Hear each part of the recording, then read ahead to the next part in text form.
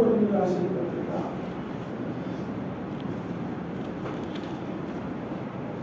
15వ అధ్యాయము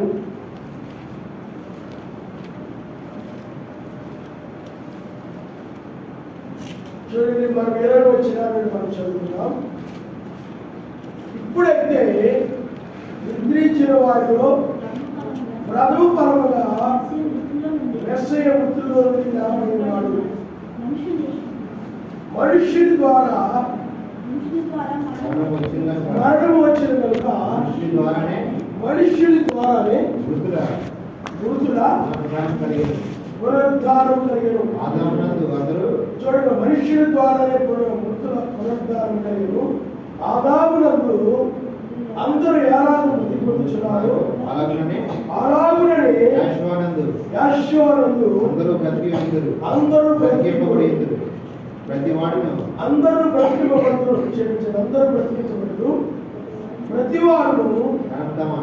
తన తన వరుసలోనే బ్రతికింపబడును. ప్రథమ ఫలము మెస్సయ్య. తర్వాత మెస్సయ్య వచ్చినప్పుడు ఆయన వారు బ్రతికింపబడుదురు. తర్వాత ఆయన సమస్తమైన ఆధిపత్యమును సమస్తమైన అధికారమును బలమును కొట్టివేసి తన తండ్రి అయిన సర్వశక్తిమంతునికి రాజ్యము అప్పగించును. అప్పుడు అంతము వచ్చును. ఎందుకనగా తన శత్రువులందరినీ తన పాదముల క్రింద ఉంచు వరకు ఆయన రాజ్య పరిపాలన చేయుచుండవలెను. కడపట నశింపజేయబడు శత్రువు మరణము సర్వశక్తిమంతుడు సమస్తమును మెస్సయ్య పాదముల కింద లోపరిచి ఉంచెను. సమస్తమును లోపరచబడి ఉన్నదని చెప్పినప్పుడు ఆయనకు సమస్తమును లోపరిచిన వాడు తప్ప సమస్తమును లోపరచబడి ఉన్నదను సంగతి విషదమే. మరియు సమస్తమును ఆయనకు లోపరచబడి అప్పుడు సర్వశక్తిమంతుడు సర్వములో నిమిత్తము కుమారుడు తనకు సమస్తమును లోపరిచిన సర్వశక్తిమంతునికి తానే లోబడెను. అలా చూడండి, మనము ఉదయవేళ మనము 7 దయ్యములు ఎలా వదిలిపోయావు దాని మీద మనం నేర్చుకున్నాం. ఆ స్వరూపాన్ని ఎలా పొందుకున్నాడు, ఆయన సమాజం ఎలా స్వరూపాన్ని పొందుకుంటుందో దాన్ని మనం నేర్చుకున్నాం. అలాగే మనము మరలా ఈ సాయంకాల వేళలో కడపడ నశింపజేయబడు శత్రువు దాని గురించి మనం నేర్చుకోబోతున్నాం. మీరు గమనించండి, కడపడ నశింపజేయబడు శత్రువు. తర్వాత మరలా రేపు ఉదయము ఆయన చిత్తాన్ని బట్టి 70 వారముల గురించి ఎప్పుడు చెప్పాలని ప్రేరేపణ కలిగి ఉన్నారు. ఎందుకంటే దానియేలు గ్రంథంలో 70 వారముల గురించి ఉన్నారు. ఆ 70 వారములో కొన్ని మర్మాలు ఉన్నాయి. అంటే యూదుల గురించి కానీ 7 సంఘకాలాల గురించి, మెస్సయ్య మొదటి రాకడ గురించి, రెండవ రాకడ గురించి, శ్రమకాలం గురించి, 1000 ఏళ్ల పాలన గురించి ఆ 70 వారములలో అవి కనబడతాయి. ఆ 70 వారాలు అంటే ఏమిటో ఇవన్నీ కూడా మనం రేపు ఉదయం మనం చూద్దాం. తర్వాత మళ్ళా రేపు సాయంత్రము పునరుద్ధానాల గురించి వర్తమానం ఉంది. జనవరికి వల్ల ఆయన చిత్తమైతే మళ్ళీ 2025 అది ఎప్పుడో చెప్పడం జరిగింది. మీరందరూ కూడా కొత్త వాళ్ళు కాబట్టి అది ఆయన చిత్తమైతే మళ్ళా ఆయన చిత్తమైతే చెప్పడం అనేది జరుగుతుంది. దాని గురించి కూడా ప్రార్థన చేయండి. అలాగే రేపు సాయంత్రం కూడా ఆయన చిత్తమైతే ప్రార్థన. కాబట్టి పిల్లలు ఇప్పుడు మనము కడపట అంటే చివరిగా నశింపజేయబడు శత్రువు మరణము అని చూడండి. ఇక్కడ ఇప్పుడైతే నిద్రించిన వారిలో ప్రథమ ఫలముగా మెస్సయ్య యేసయ్య మృతుల్లో నుండి లేపబడి ఉన్నాడు. చూడండి, మరణము తర్వాత వచ్చిన మనం చదివితే మనుషుని ద్వారా మరణం వచ్చింది కనుక మనుషుని ద్వారానే మృతుల పునరుద్ధానం. చూడండి, ఒక మానవుడి ద్వారా అంటే మొట్టమొదటి మానవుడు అంటే ఆదాము ద్వారా మరణం అనేది వచ్చింది. ఎందుకంటే ఆజ్ఞాత్మకరమే పాపము, పాపంలో వచ్చే జీతము మరణం. మరణం అంటే అర్థం ఏంటంటే ఎడబాటు. ఒక వ్యక్తి మరణించాడు అనుకోండి, కుటుంబంలో ఒక వ్యక్తి మరణించినట్లయితే ఆ వ్యక్తి ఆ కుటుంబానికి ఏమవుతుందో చెప్పండి, ఎడమైపోతాడు. ఎడబాటు కలుగుతా మరణించిన వ్యక్తికి ఆ కుటుంబానికి ఏం కలుగుతుందంటే ఎడబాటు కలుగుతాయి. అలాగే ఇక్కడ కూడా ఆదాము ఏం చేశాడనేది సర్వశక్తిమంతుడు ఏమి చెప్పాడో దాన్ని వినకుండా లేకపోతే దాన్ని ఆ యొక్క నమ్మకుండా సర్వశక్తిమంతుడు చెప్పిన మాటను బట్టి కాకుండా వల్ల తన భార్య అయినటువంటి అవ్వ చెప్పిన మాటను నమ్మి అతడు సర్వశక్తిమంతుడు తినకూడదని చెప్పిన ఫలాన్ని అతడు భుజించాడు. ఎప్పుడైతే ఆ ఫలాన్ని భుజించాడో అప్పుడు అతను ఏమొచ్చిందంటే ఆత్మీయంగా మరణం వచ్చింది. ఆత్మీయంగా మరణం అంటే ఇప్పుడు మీరు రెండు మరణాల గురించి మనం నేర్చుకుంటున్నాం. ఒకటి ఏమిటంటే ఆత్మీయ మరణం. ఆత్మీయ మరణం అంటే అప్పటి వరకు ఆదాము ఆత్మ సంబంధం విషయాల మీద మనసుంచేవాడు. పరలోక సంబంధం విషయాలు, నీతికి సంబంధం విషయాలు, పరలోక సంబంధ విషయాల మీద మనసుంచేవాడు ఆదాము. కానీ ఎప్పుడైతే అతడు ఆత్మీయంగా మరణించాడో అప్పుడు శరీరానుసారమైన శరీర సంబంధ విషయాల మీద అంటే లోక సంబంధమైన విషయాల మీద మనసు ఇచ్చాడు. అందుకనే లోకానుసారమైన మనసు బైబిల్ చూడండి ఒకసారి మీరు చూడండి. రోమీయులకు రాసిన పత్రికలో ఈ మాట ఉందన్నమాట. రోమీయులకు రాసిన పత్రిక 8వ అధ్యాయం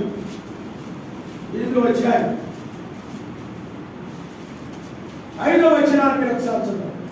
శరీరానుసారులు శరీర విషయం మీద మనసుస్తారు, ఆత్మానుసారులు ఆత్మ సంబంధ విషయాల మీద మనసుచురు.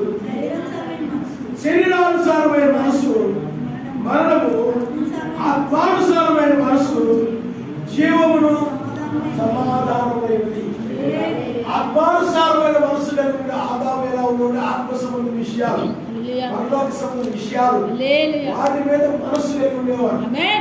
కానీ ఎప్పుడైతే ఆ యొక్క ఫలములు భుజించాడో తిని తినడం నిశ్చయంగా చచ్చితారన్నాడు.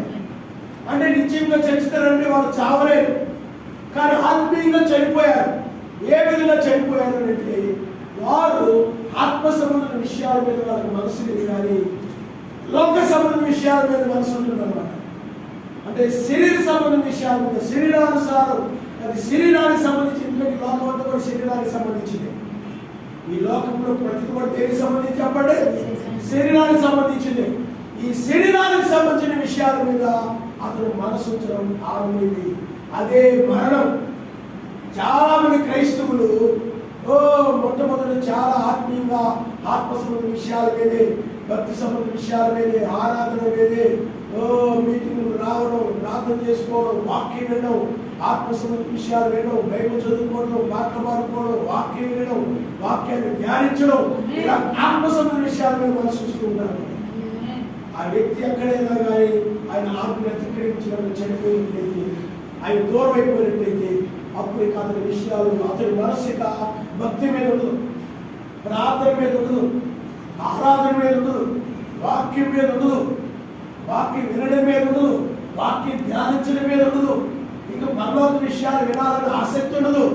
అతను ఎప్పుడు కూడా లోక విషయాలు వినాలని, సెల్ఫోన్లో వచ్చే లోక విషయాలు చూడాలని, లోకంలో జరిగే వాళ్ళు లోక విషయాలు చెప్పుకుంటే వినాలని, లోకంలో జరిగే రాజకీయాలు, లోకంలో సంబంధించిన పరికరాలు, శరీరానికి సంబంధమైన వాటి మీద ఇంకా మనసు ఉంటుంది అనమాట. లోకస్తులు చెప్పే మాటల మీద, లోకస్తులు చెప్పే విషయాల మీద, లోకస్తులు మాట్లాడే మాటల మీద, వాటి మీద వీటి మీద మనసు ఉంటుందంటే అతను ఆత్మీయంగా చచ్చిపోయినట్లే, ఆత్మీయంగా సరస్వతికి దూరం అయిపోయినట్లే. కాబట్టి ఇక్కడ ఏ దూరంలో అదే జరిగింది. వాళ్ళు మరణించారని ఏమైపోయింది, ఇక ఆదాముకి వాళ్ళకి ఆ యొక్క ఆత్మ సంబంధ విషయాల మీద మనసు లేదు. అందుకని ఆత్మానుసారమైన మనస్సు, శరీరానుసారమైన మనసు. శరీరానుసారమైన మనసు ఏమైంది? మరణం అని. అంటే శరీరానుసారమైన మనసు వచ్చేసింది అన్నది. ఆత్మానుసారమైన మనసు పోయింది.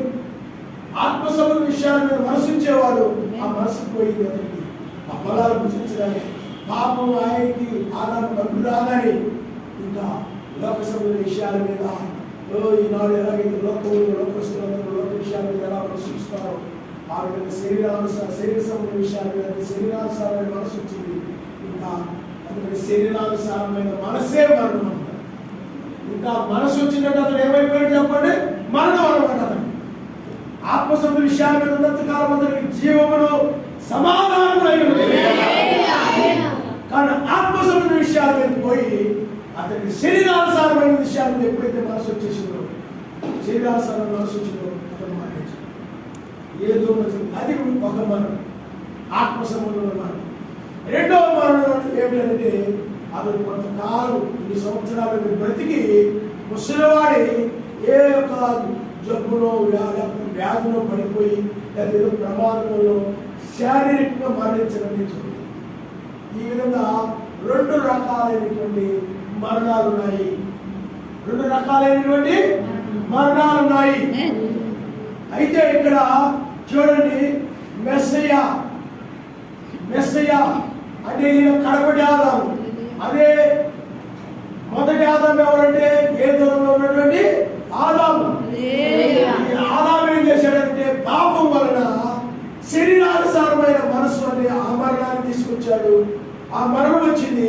అలాగే మరలా ఈ యొక్క అప్పటి వరకు మరణం లేనటువంటి వారు 9 సంవత్సరాలు బ్రతికాడు. చూశాం. ఎన్ని సంవత్సరాలు చూడండి, 1 సంవత్సరం 2 సంవత్సరాలు కాదు, లేదా 100 సంవత్సరాలు కాదు, 900 సంవత్సరాలు, 969 సంవత్సరాలు బ్రతికాడు. ఎక్కువ సంవత్సరాలు బ్రతికింది అతనే.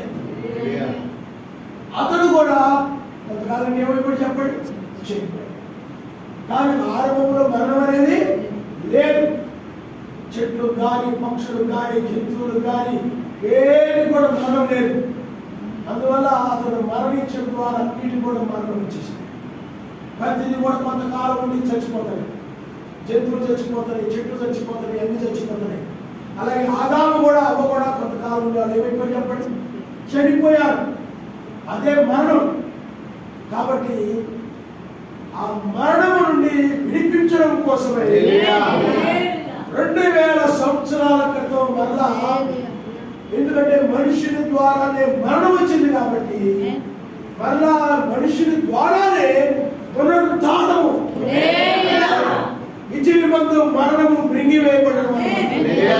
అంటే మత్యమైన శరీరము, అంటే మరణకరమైన శరీరము మానవ లేని శరీరంగా మారడం, మరణాన్ని జయించి తిరిగి లేవడం మనుషుని ద్వారానే జరిగింది. అందుకనే బైబిల్ చెప్తా ఉంది చూడండి, ఎబ్రిల్ రాసిన పత్రిక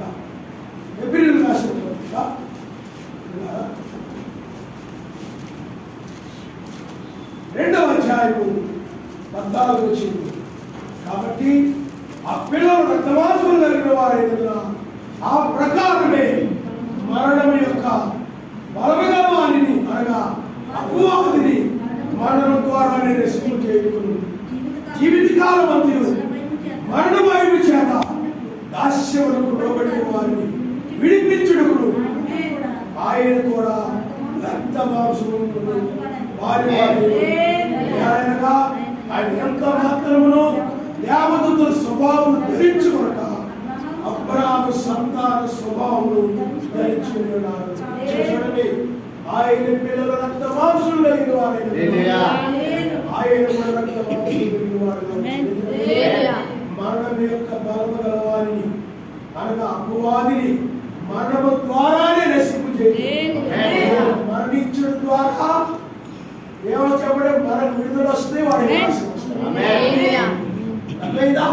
అందుకని ఆయన జీవిత కాలం అంతా మరణ భయం చేత ఆదాము దగ్గర నుండి కూడా మరణ భయం అనేది పట్టుకుని ప్రతి ఒక్కరు ప్రపంచంలో సర్వే చేస్తే దేనికి మనుషులు భయపడతారు అని సర్వే చేస్తే మనుషులు మరణానికి భయపడిపోతారంట. మరణానికి, ప్రాణానికి భయపడిపోతారంట. ఎక్కడ ప్రాణం పోతుందో, ఎక్కడ ప్రాణం పోతుందో, ఏం జరుగుతుందో, ఏమొచ్చి మరణం వచ్చేస్తుందో, దేని వల్ల నేను మరణిస్తానేమో. అందుకని మరణానికి భయపడి తన ప్రాణాన్ని కాపాడుకోవడానికి మనుషులు ఇద్దరు లేచినప్పుడు కష్టపడుతూ ఉంటారు. అందుకు ప్రాణాన్ని కాపాడుకోవాలంటే ఏం కావాలి? ఆహారం తినాలి, నీరు త్రాగాలి. మరి ఉంటే కదా మనిషి బ్రతికేది. లేకపోతే మనిషి ఏమైపోతుందో చెప్పండి, మరణిస్తాను. అందువల్ల మరణ భయం, ఆ మరణము యొక్క లేకపోతే మరణ భయం కలవారిని విడిపించడం, మరణ భయం లేకుండా అతన్ని విడిపించడానికి ఆయనే శరీరధారిగా భూమి మీద అందుకనే వాక్యం చెప్తుంది, మనుషుని ద్వారా మరణం వచ్చింది కనుక మనుషుని ద్వారానే మృతుల పునరుద్ధానం కలిగెను. మెస్సయ్య ఎప్పుడైతే మరణించారో ఆయన శిలువ మీద ఉంది, ఏలోలామా ఏలోలామా నా చేయి ఎలా విడిచితివని ఆయన ఎప్పుడైతే కేక వేశాడో అప్పుడు ఏం జరిగిందంటే మృతుల యొక్క పునరుద్ధానమని సమాధులు తెరబడి మెస్సయ్యకు ముందు అబ్రాహాము, ఇస్సాకు, యాకోబు, మోషే వీళ్ళందరూ సమాధులు ఉన్నాయి. యోసేపు వాళ్ళందరూ సమాధులు కూడా తెరబడి వాళ్ళు ఏమయ్యారంటే మరణాన్ని జయించడం, పునరుద్ధానం అంటే మరణాన్ని జయించి వారు పైకి. అంటే మరణం వాళ్ళని ఏం చేసిందంటే బంధించింది. మరణం వాళ్ళని బంధించేసరికి వాళ్ళు ఎక్కడ సమాధిలో ఉన్నారు. వాళ్ళందరూ కూడా మరణం ఏం చేసినప్పుడు వాళ్ళని బంధించింది. ఆయన ఎప్పుడైతే పిలిచాడు, కేక వేశాడు, ఆ మరణించిన శరీరాలు కాస్త మరలా ఆయన స్వరముని విని అనేకవంతుల శరీరాలు మరణము లేకుండా మరలా తిరిగి మరణము లేని శరీరాలుగా మార్పు చెందాయి. హల్లెలూయా. పిల్లారా, అన్నిటికంటే గొప్పది ఏమిటంటే మరణము లేని జీవితమే గొప్పది. బైబిల్లో గొప్ప జీవితం కలిగిన వారు అంటే ఇప్పటి వరకు ప్రపంచంలో వాళ్ళని జీవితం కలిగిన వారు ఎవరు లేరు. ఎవరంటే మొట్టమొదటి ఆనోకు. ఆనోకుకు మరణం లేదు. మరణం చూడకుండా అతను కొనుక్కోబడ్డాడు. మిగతా వాడికి ఎన్ని కోట్లున్నా, ఎన్ని లక్షలున్నా, ఎంత డబ్బున్నా, ఎంత పేరున్నా చివరికి ఏమైపోయేవారు చెప్పండి, అందరూ మరణించేవారే. ఎవరైనా మరణించేవారే.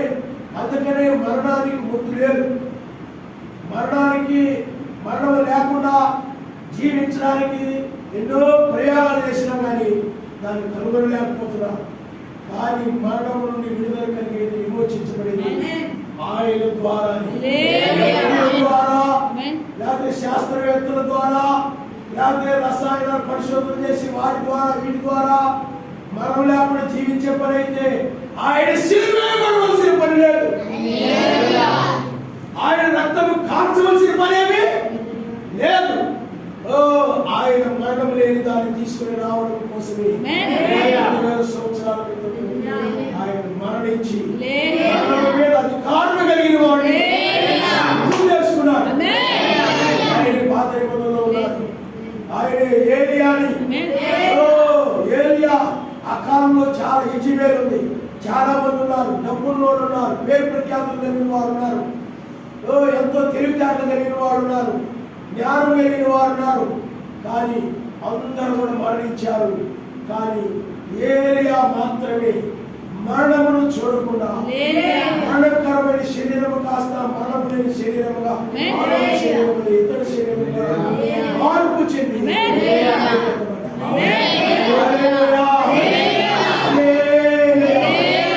ఆ తర్వాత మూడవ వారు ఎవరంటే మృతులంటే ఇందాక మనం చెప్పుకున్న రీతిగా అబ్రాహాము, ఇస్సాకు, యాకోబు మిగతా వారంతా కూడా ఏమైనారంటే వాళ్ళు మృతులై ఉన్నారు. వాళ్ళు ఏమైనారు చెప్పండి, మృతులై ఉన్నారు.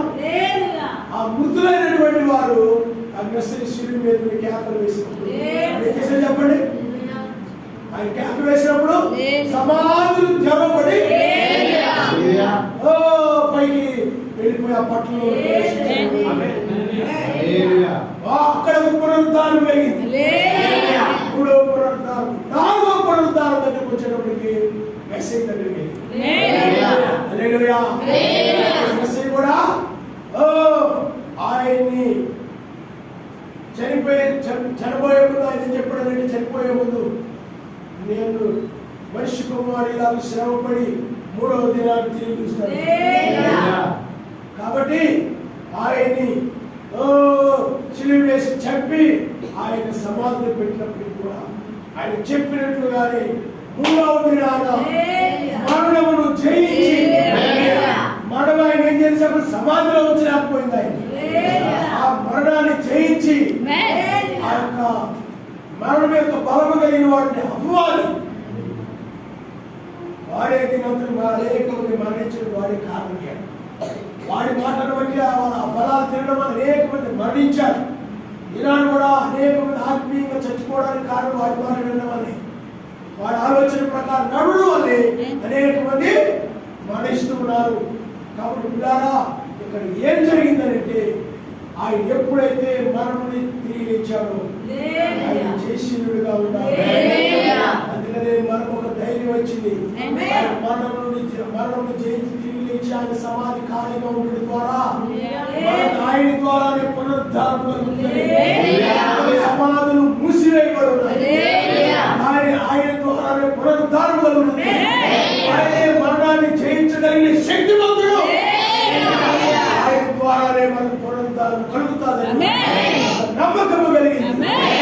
హల్లెలూయా. అందుకనే మనం ఎందుకు ఆయన విశ్వసించామంటే, క్రైస్తవ జీవితంలో అతి ప్రాముఖ్యమైనది పునరుద్ధానం. దానికోసమే మనం ఆయన విశ్వసించాం. ఆయన 2వసారి వస్తాడు, ఆయన తీసుకుని వెళ్తాడు. ఆ యొక్క రాకడ కొరకే, ఆ పునరుద్ధానం కొరకే లోకంలో వాడుతున్నాయి. నమ్ముకుంటే పెళ్లి అవుతాయి, ఉద్యోగాలు వస్తాయి, ప్రమోషన్లు వస్తాయి, లేకపోతే ధనం వచ్చేస్తాయి, లేకపోతే వ్యాపారాలు బాగుంటాయి, పొలాలు బాగుంటాయి, అవి బాగుంటాయి, ఇవి బాగుంటాయి అని చాలా మంది ఈ లోక సంబంధమైన వాటి కోసం ఆయన నమ్ముకుంటారు. ఐక్య విచారాలు కలిగినోడు, లోక విచారాలు కలిగినోడు. లోక విచారాలు అంటే ఇవే: వ్యాపారాల గురించి విచారాలు, పొలాల గురించి విచారాలు, ఉద్యోగాల గురించి విచారాలు, ఎవరిని రకరకాల విచారాలు, ఈ జీవన సంబంధ విచారాలు అంటారు. ఈ విచారాలు కలిగిన వాళ్ళందరూ ఏం చేస్తుంటారంటే, ఈ పాస్టర్లు కూడా అయ్యో ఈ విచారాల్లో ఉన్నారు కాబట్టి ప్రభు దగ్గర రండి, మీ విచారాలన్నీ తీరుస్తారు, మీ చింతలన్నీ తీరుస్తారు, ప్రభు దగ్గర రండి ఆవిడ పిలుస్తున్నారు. కానీ బైబిల్ ఆవిడకి చెప్పండి. బైబిల్ ఏం చెప్తున్నారంటే, మీ చింత యావత్తు నాకు అప్పగించింది, నిబ్బరమైన బుద్ధి కలవాలి, నిబ్బరమైన బుద్ధి కలవాలి. అంతేకాదు, మీ చింత యావత్తు నాకు అప్పగించింది, ఎల్లప్పుడూ నా ఇల్లు ఆనందించింది, ఎల్లప్పుడూ ఆయన ఆనందించింది.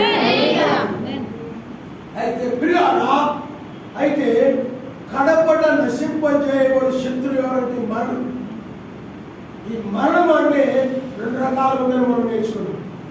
కాబట్టి ఈ యొక్క ఆ రోజుల్లో 2000 సంవత్సరాల క్రితము మృతులకు పునరుద్ధానం వచ్చింది, మెస్సయ్య పునరుద్ధానం చెందాడు, వాడు మరలా మరణించడు. అదే లాజరు అటువంటి వాడు కూడా తిరిగి బ్రతికాడు, కానీ మళ్ళీ మరణించాడు. కానీ మెస్సయ్యగా తిరిగి లేచాడు, కానీ మళ్ళీ మరణించాడు. ఏలియా, హానోకు, మెస్సయ్య కూడా మళ్ళీ మరణించా లేదు. అలాంటి మరణము లేని దాన్ని ఆయన 2వ రాకడలో మనకు అనుగ్రహించబడుతుంది. ఈనాడు నీ పనులు మానుకొని ఇంటి దగ్గర ఉండకుండా, నీకు ఎన్నో ఉన్నప్పటికీ కూడా అవన్నీ పక్కన పెట్టేసి మళ్ళీ ఇప్పుడు ఇక్కడికి వచ్చామంటే ఆ పునరుద్ధానం కోసమే. ఇక్కడికి ఎందుకు వచ్చామా అంటే ఆ యొక్క పునరుద్ధానము కోసమే ఆయన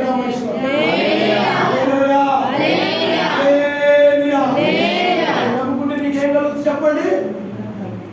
కాబట్టి ఈ 2000 సంవత్సరాలు ఈ యొక్క ఆయన వల్లే పునరుద్ధానం కలుగుతుంది. ఆయన వల్లే మీకు మరణం లేనటువంటి విజయవంతు మరణము మిగిలివేయబడుతుంది ఆయన వల్లే. కాబట్టి ఆయన 2వసారి రాబోతున్నాడు. 2వసారి వచ్చినప్పుడు ఆయన వల్ల మీకు పునరుద్ధానం కలుగుతాదని వాక్యము కాబట్టి ఈ 2000 సంవత్సరాలలో 7 సంఘకాలు వచ్చాయి. మరి ఆయన రెండవసారి ఎప్పుడు వస్తారు? ఆయన వచ్చినప్పుడే కదా మనం విడుదల కలిగేది. మరి అంటే మనం శరీరంతో ఉన్నాము. మరి బైబిల్ ఆయన ఏ వాగ్దానం చేశాడు? ఆయన ఆర్భాటముతోను ప్రధాన బోరధ్వనితోను ప్రధాన శబ్దంతోను బోరధ్వనితోను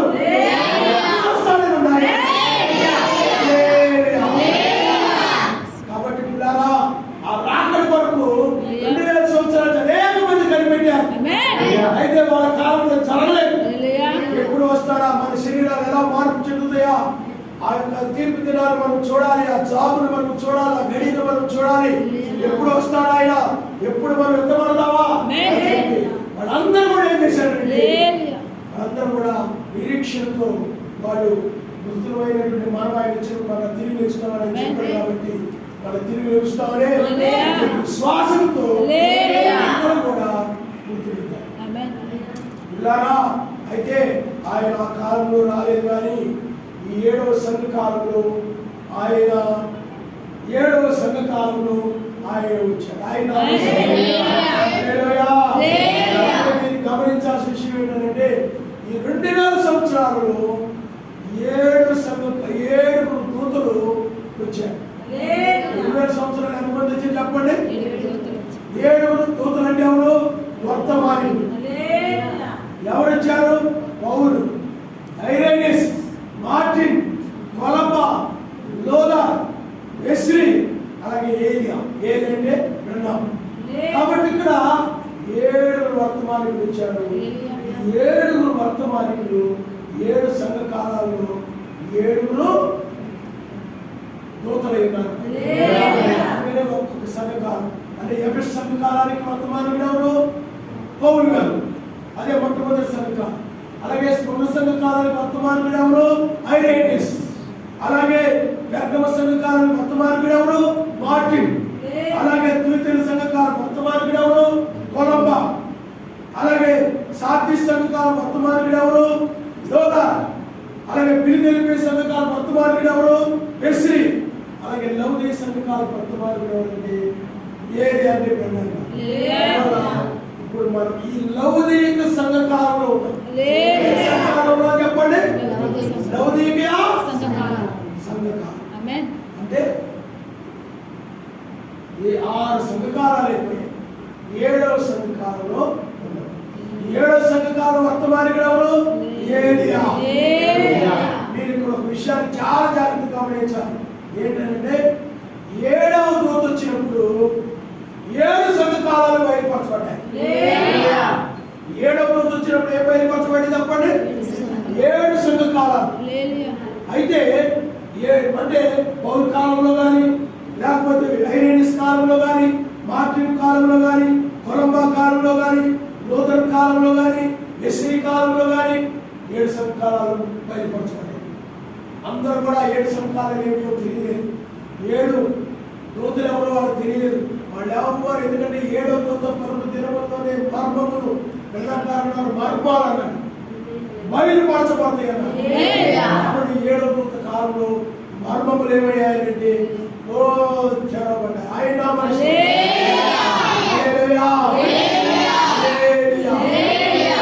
పిల్లారా 7వ దూత కాలంలో ఏం జరిగింది చెప్పండి? మర్మములు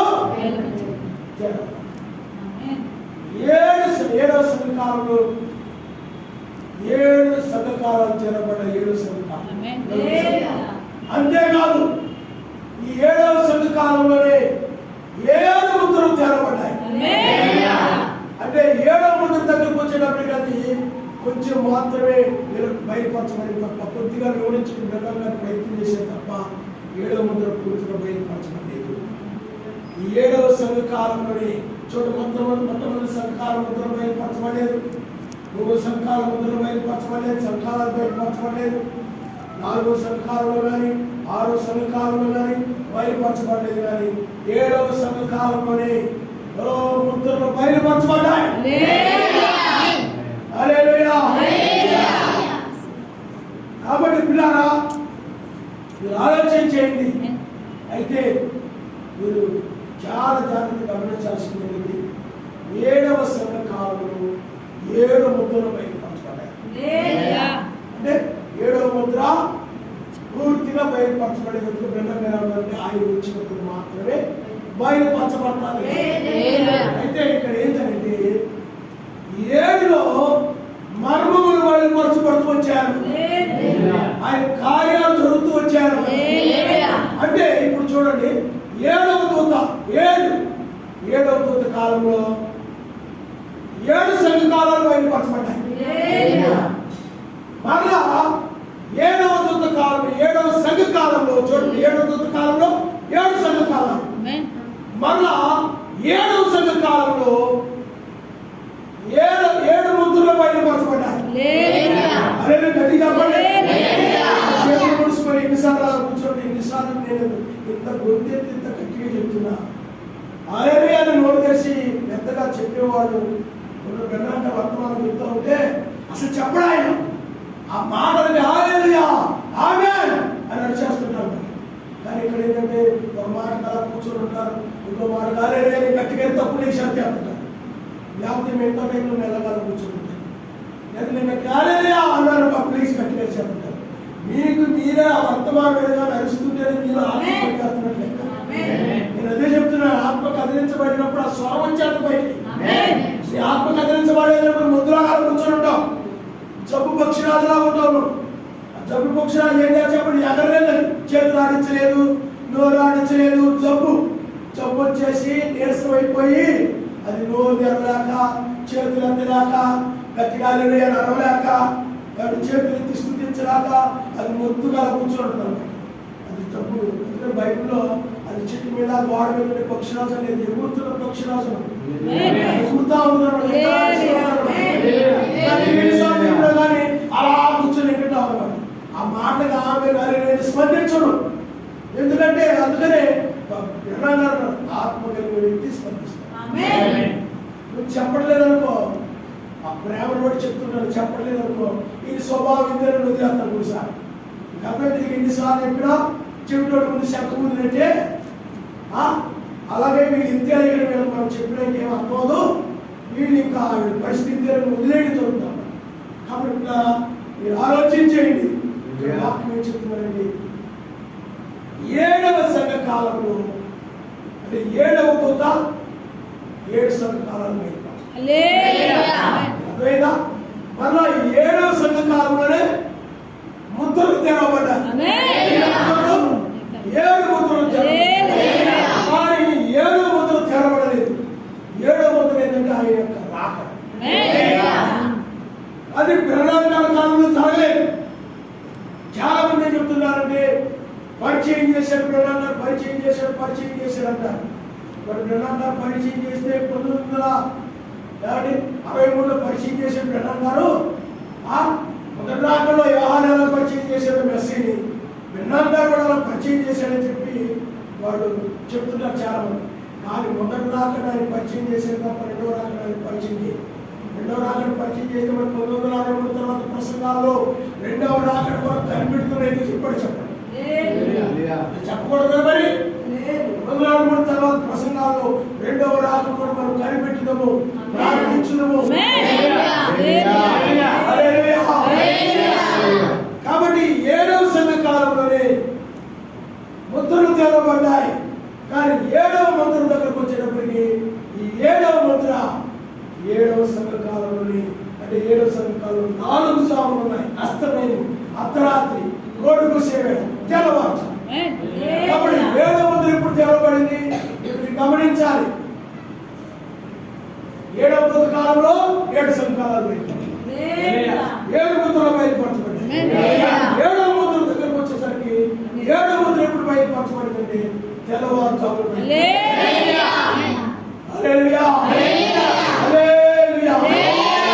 కాబట్టి ఈ 7వ ముద్ర ఏమిటంటే ఆయన రాకడ. 7వ సంఘ కాలంలో 4 జాములు ఉన్నాయి. 7వ సంఘ కాలంలోనే మరి లోకం 7వ సంఘ కాలంలో ఉంది, మనమేమో తెల్లవారుజామున. 7వ సంఘ కాలం లౌకిక సంఘ కాలం అంటే లౌకిక సంఘం ఎలా ఉంది, మిగతా సంఘాలు అంటే ఎలా ఉన్నాయి, అందువల్ల ఇవన్నీ కూడా లౌకిక సంఘ కాలంలో ఉన్నాయి.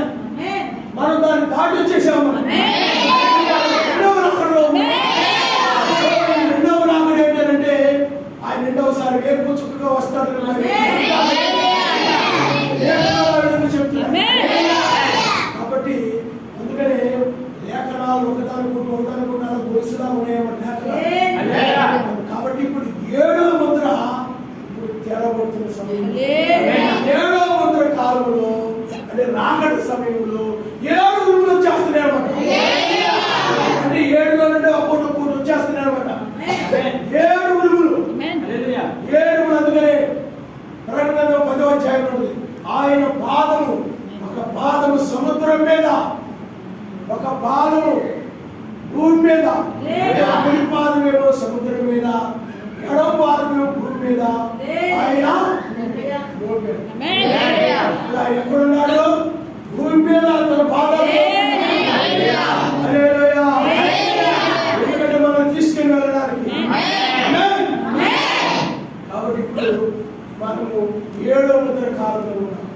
అందుకని ఇప్పుడు 7వ ముద్రలో నుండి 7 ఉరుములు వచ్చాయి. గమనించారా? 7వ ముద్రలో ఏమొచ్చాయి? 7 సంఘకాలు వచ్చాయి. అర్థమైందా మీకు? మళ్ళా 7 సంఘకాలు వస్తే మళ్ళీ 7 సంఘకాలంలో నుండి 7 ముద్రలు వచ్చేసాయి. 7 ముద్రలో నుండి మన 7వ ముద్రలో నుండి ఇప్పుడు 7 ఉరుములు వచ్చేస్తున్నాయి. ఒకదానికొకటి ఎలా వచ్చేస్తున్నాయి అంటే చివరిలో వచ్చేస్తున్నాడు మొత్తం. కాబట్టి ఇప్పుడు 7 ఉరుములు అనగా ఆయన రాకడని బయటపడుస్తున్నట్టు చెప్పండి. రక్షించడానికి, ఆయన కృప చూపించడానికి వచ్చాడు. అంతము చేయడానికి వచ్చాడు. ఆయన మహిమను బయలుపరచడానికి వచ్చాడు. ఆయన ఇంటి యొక్క తీర్పు, ఆ తీర్పును తీర్చడానికి వచ్చాడు. తర్వాత వాడవారిని కిరీటంతో స్థిరపరచడానికి వచ్చాడు. 7వ ఉరుము ఏమిటంటే స్థిరపరచడం అన్నమాట. ఇప్పుడు చూడండి, 7వ ముద్రలో నుండి 7 ఉరుములు వచ్చాయి. 7 ఉరుము, 7వ ముద్ర కాదు, 7 ఉరుములు వచ్చాయి 7వ ముద్రలో. కానీ 7 ఉరుములో నుండి 7వ ఉరుములో నుండి 7 బోర్లు వస్తున్నాయి. మీరు గమనించాలి. 7వ ఉరుములో ఏమవుతుంది చెప్పండి? 7వ ఉరుము అంటే స్థిరపరచడం. అందుకనే 7 బోర్లు యూదులకు సంబంధించి, బోర్లు మనకు సంబంధం లేదు.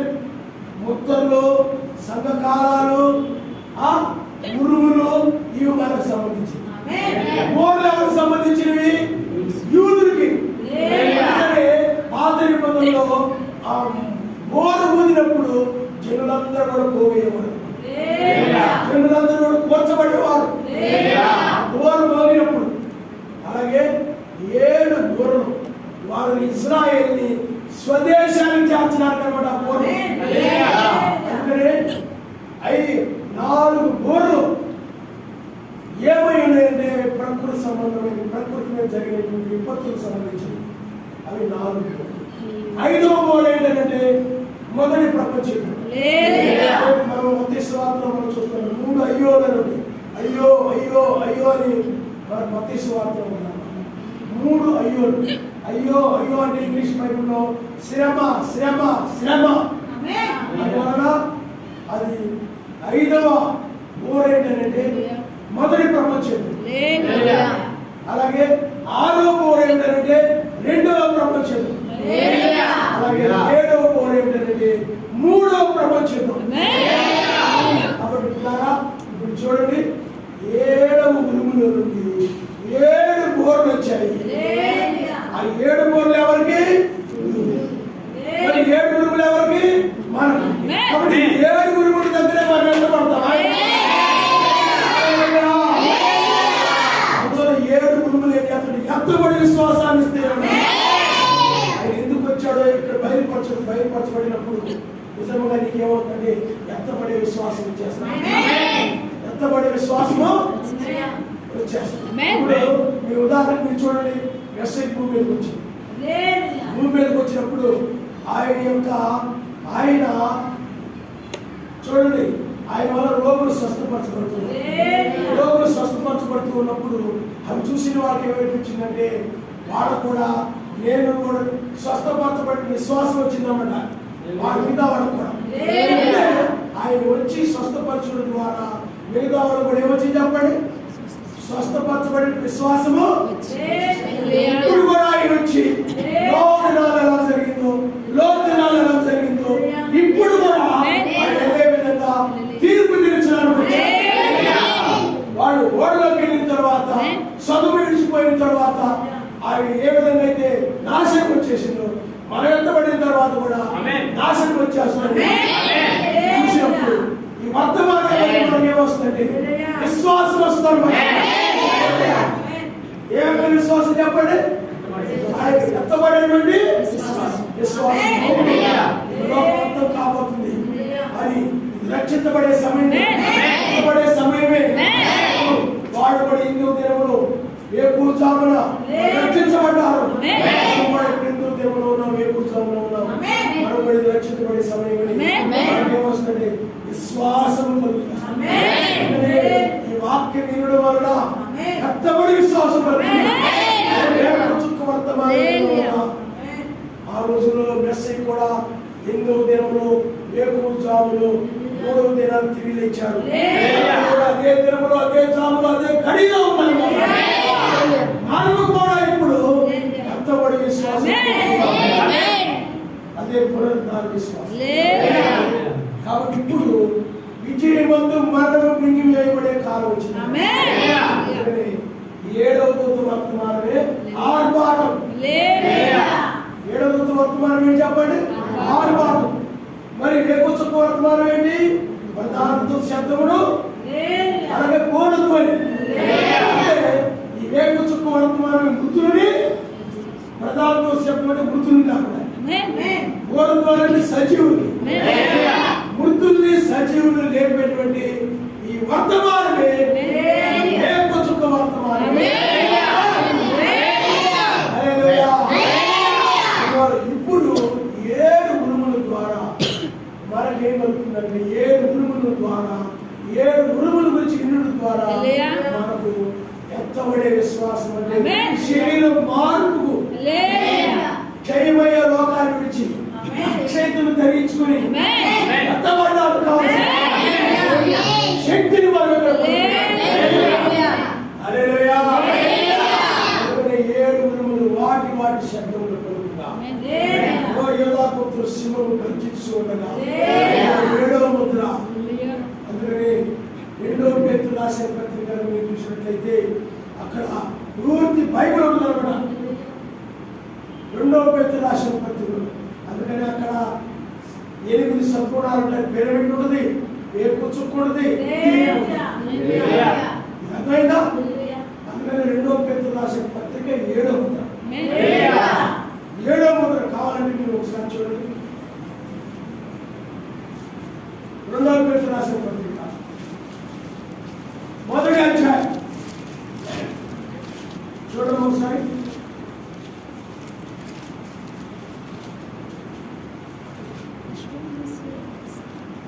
చూడండి, పేతురు రాసిన 2వ పత్రిక 5 నుండి మీరు చూసినట్లయితే చూడండి, విశ్వాసము, సద్గుణము, జ్ఞానము, ఆశానిగ్రహము, సహనము, దైవభక్తి, సోదర ప్రేమ, ప్రేమ 8 సద్గుణాలు. అలాగే మనం మీరు 19వ వచనం దగ్గరకు వచ్చినప్పటికీ మరి ఎంతకంటే స్థిరమైన ప్రవచన వాక్యం మనకున్నది. తెల్లవారి ఆ వాక్యము చీకటిగల చోటు వేపిస్తుంది. అర్థమైందా? అంటే ఇప్పుడు ఏంది? 7 సంవత్సరాల్లో 7 దూతలు. 8వ నక్షత్రం ఏంటి? వేకువ నక్షత్రం. ఇక్కడ పిరమిడ్ ఉంది, నక్షత్రం. పిరమిడ్ ఉంది. పిరమిడ్ అంటే ఏంటి? విశ్వాసము, సద్గుణము, జ్ఞానము, అది వేకువచుక్క. అని 7 నక్షత్రాలు ఉన్నారు. 8వ నక్షత్రము వేకువ. వేకువ నక్షత్రం వచ్చింది. తీర్పు జరుగుతుందని, తీర్పు జరుగుతుందని 2వ అధ్యాయంలో చూడండి. 2వ అధ్యాయం 5 వచ్చింది. మరియు ఆయన పూర్వకాలమందున లోకమును విడిచిపెట్టిన చూడండి, జలప్రలయం రప్పించినప్పుడు నీతిని ప్రకటించినప్పుడు మరియు ఎరుకను కాపాడు మరియు సొదొమ గొమొర్రాలను పట్టణములను భస్మము చేసి ముందుకు భక్తిహీనులకు వారికి దృష్టాంతముగా ఉంచుటకై వాటిని నాశనం చేసింది. దుర్మార్గుల కాలికమైన నడవడి చేత బాధపడిన నీతిమంతులకు లోతులు తప్పించరు. ఆ నీతిమంతులు వారి మధ్య కాపరి ఉండి వారు చూచిన వాటిని బట్టి, వినిన వాటిని బట్టి చూడండి. ఇక్కడ లోకాలను గురించి ఉంది, లోతు కాలాన్ని సేమ్ ఇప్పుడు మనం ఎక్కడున్నాం? నోహ కాలంలో, లోతు కాలంలో ఉన్నట్టు కానీ ఇప్పుడు కూడా మనం. అందుకనే ఆ రోజుల్లో వాడు ఎలాగైతే ఎన్నో దినములో రక్షించబడ్డారో, జలప్రళయం వచ్చిందో, తర్వాత వెళ్ళిపోయాడు. ఇప్పుడు కూడా మనం అదే సమయంలో పేతురు రాసిన 2వ పత్రికలో ఇవి కనబడుతుంది. మనకు సంబంధించిన ఎన్ని కూడా ఉంటాయి. అలాగే 3వ అధ్యాయం చదివినట్లయితే ఇక్కడేమో ఒక పొరపాటు 2వ అధ్యాయంలో, మీరు మొదటి అధ్యాయంలోనేమో పేతురు రాసిన పత్రిక మొదటి అధ్యాయంలోనేమో పేతురు రాసిన మొదటి అధ్యాయంలో ఏమో చెప్పండి, పిరమిడ్ ఉంది, పరిపూర్ణ మానవుల స్వరూపం. అదేంటి? విశ్వాసము, సద్గుణము, జ్ఞానము, ఆశానికము, సహనము, దైవభక్తి, సోదర ప్రేమ. అలాగే 7 సంఘాలు ఉన్నాయి. ఎఫెసు, స్మరణ, తుయితైర, పెద్దము, సార్దిసు, ఫిలదెల్ఫియా, లవొదికయ. అలాగే 2వ రాకడ. చెప్పండి, 8వ దినము, వేకుతాము. అలాగే 2వ అధ్యాయం వచ్చేటప్పటికి ఒకరు కొనిపోబడుట, ఒకరు విడవబడుతారు. పేతురు రాసిన 2వ పత్రికలో 2వ అధ్యాయంలో ఒకరు కొనిపోబడుట, ఒకరు విడవబడుతుంది, ఒకరు రక్షించబడ్డ, ఒకరు విడవబడుతుంది. 3వ అధ్యాయం దగ్గరకు వచ్చేటప్పటికి ఓ పిల్లరా నాశనం ఉంది. అందుకనే పిల్లరా ఇవి ఇప్పుడు మనం ఎక్కడున్నామయ్యానంటే మనము ఇప్పుడు 2వ రాకడలో 7 ఉరుములు వాటి శబ్దములు పలుకుతాయి. 7 ఉరుములు అవి పేతురు రాసిన మొదటి పత్రికలో ఉన్నాయి. 7 ఉరుములు ఆ 7వ వంతును తెలుస్తాయని చెప్పబడుతున్నాయి. ఆఖరిని బయలుపరుస్తాయి. కాబట్టి ఇప్పుడు ఆయన ఎందుకు వచ్చారో ఆ ప్రకటన గ్రంథము 10వ అధ్యాయంలో ఆ పరిశుద్ధ దూత గురించి చెప్పబడతా ఉంది. ఎందుకు వచ్చాడు ఇక్కడ చెప్తా ఉంది. అందుకని ప్రకటన గ్రంథం 10వ అధ్యాయంలో 2 భాగాలు ఉన్నాయి. అది చాలా మంది తెలియక చాలా మంది పొరబడుతున్నారు. ఒక భాగం ఏమిటంటే ఆయన అతీతమైన మేఘంలో దర్శనం ఇవ్వడం. దర్శనాలు కొట్టుకునే 1963 2వ రాకడ జరిగిందని చాలా మంది దాన్ని తెలిపారు. అలాగే ఇంకొక భాగం ఏంటంటే ఆయన తెల్లవారుజామున వేకువ చుక్కగా రంగం మీదకి వచ్చి నిర్గమకాండము 14వ అధ్యాయంలో ఆయన పరిశుద్ధ దూతగా తెల్లవారుజామున ఇశ్రాయేలు నిలిచి, చెప్పండి, ఐగుప్తులకు ఇశ్రాయేలుకి వచ్చి నిలిచి ఒక పాదమును సముద్రం మీద, పాదమును భూమి మీద ఆయన ఇశ్రాయేలు రక్షించిన వాడు కాదు, నాశనం చేసిన వాడు.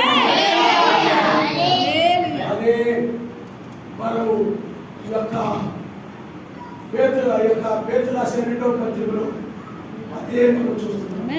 అందుకని ఇప్పుడు ఆయన ఒక పాదమును మన దగ్గర మోపాడు.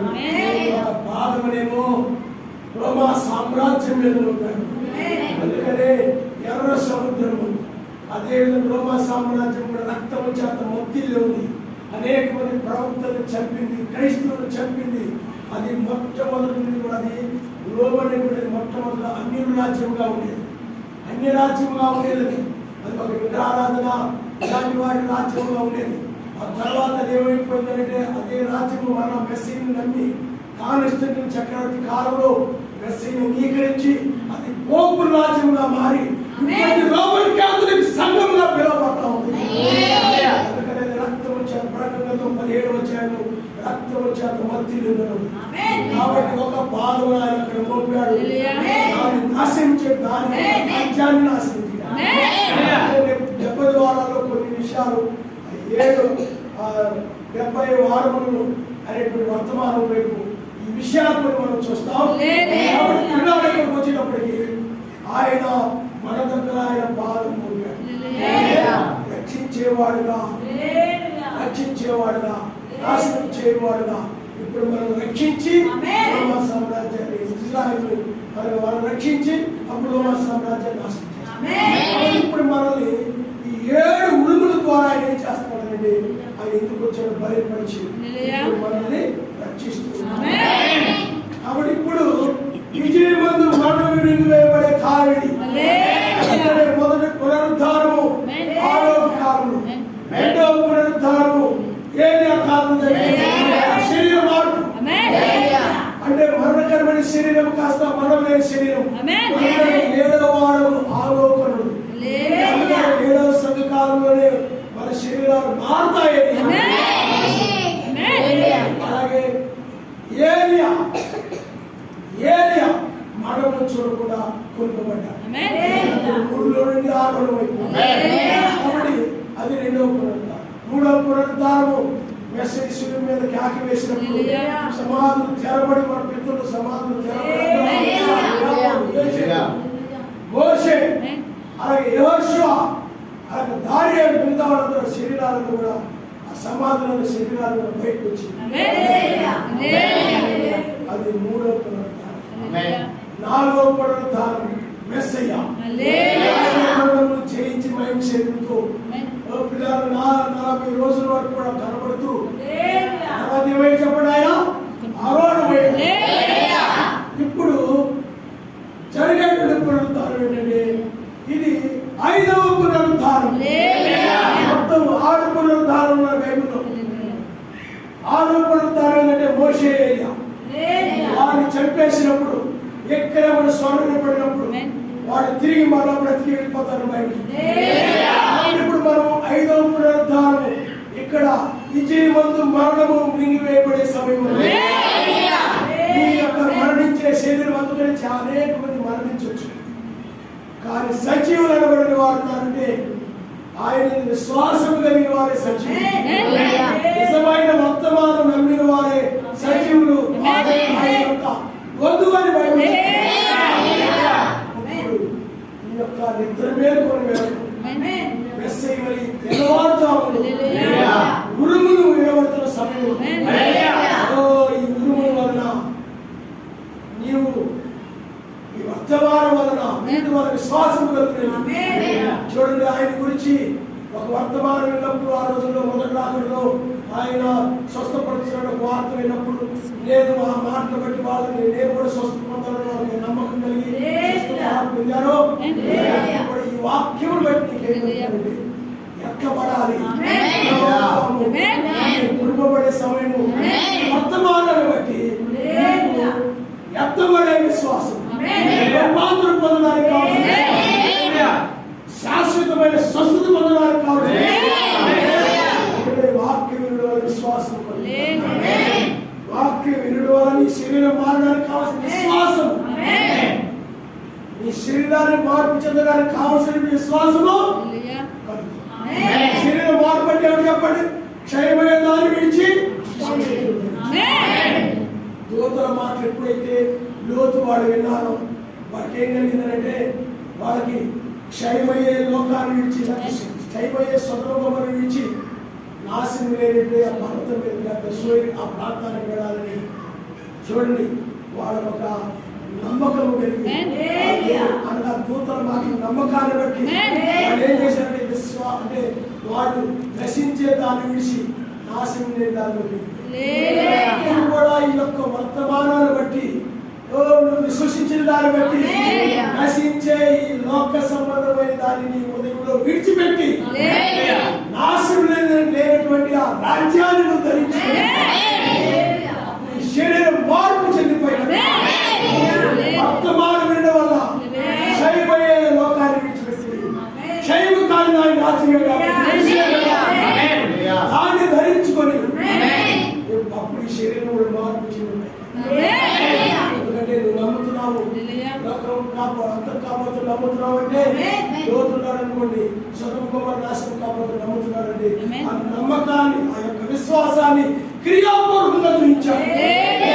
అతడు సొదొమ నుండి బయటకు వెళ్ళడం ద్వారా, సొదొమ గొమొర్రా పట్టణాలు విడిచిపెట్టడం ద్వారా అతడు నిజంగా పట్టణాలు నాశనం కాబోతుంది విశ్వాసాన్ని చూపిస్తూ ఉన్నాయి.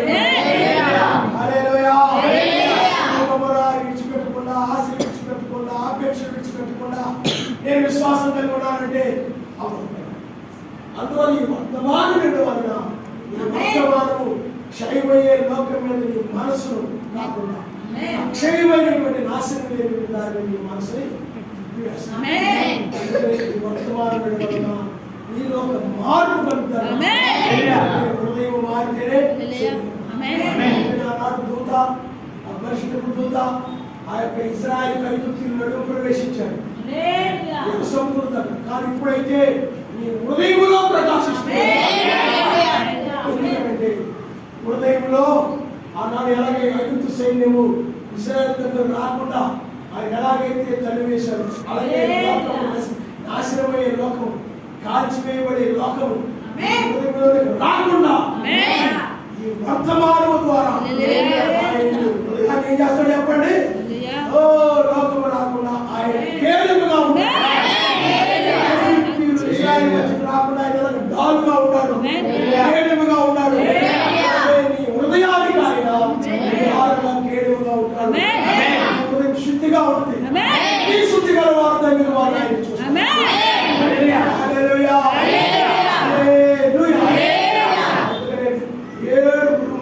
అవి దండంగా కాలు బయలుపరచాలి.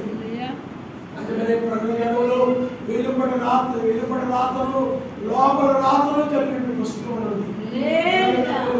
కాబట్టి వెలుపటను లోపల రాతను వెలుపట అంటే 7 ముద్రలు, లోపల రాతలు అంటే 7 ఉరుములు.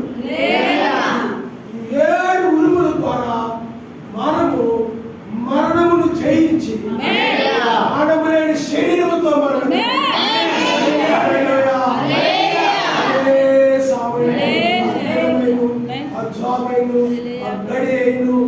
ఎవరికి తెలియదు మనకు రహస్యం వచ్చింది. కానీ ఇప్పుడు మనకు ఆ దినం ఏమిటో, జాబ్ ఏమిటో, గడి ఏమిటో ఇవ్వబడింది. 7 దినములైన తర్వాత తెల్లవారుజామున అలాగే మెసేజ్ కూడా ఇంకో దినం వేకూర్చాము. ఆయన 3వ దినంలో తిరిగి 3వ దినం ఒకటే సేమ్ అనుభవం ఇప్పుడు అలాగే ఉంటుంది. 7 సంవత్సరాల తర్వాత వేకూర్చుకుందంటే అలాగే వేకూర్చాము. 2000 సంవత్సరాలపై 3వ దినము ఇప్పుడు 2వ దినము వేకూర్చాము. 3వ దినంలో ఓ మనం ఆరాధనమయ్యే కాలం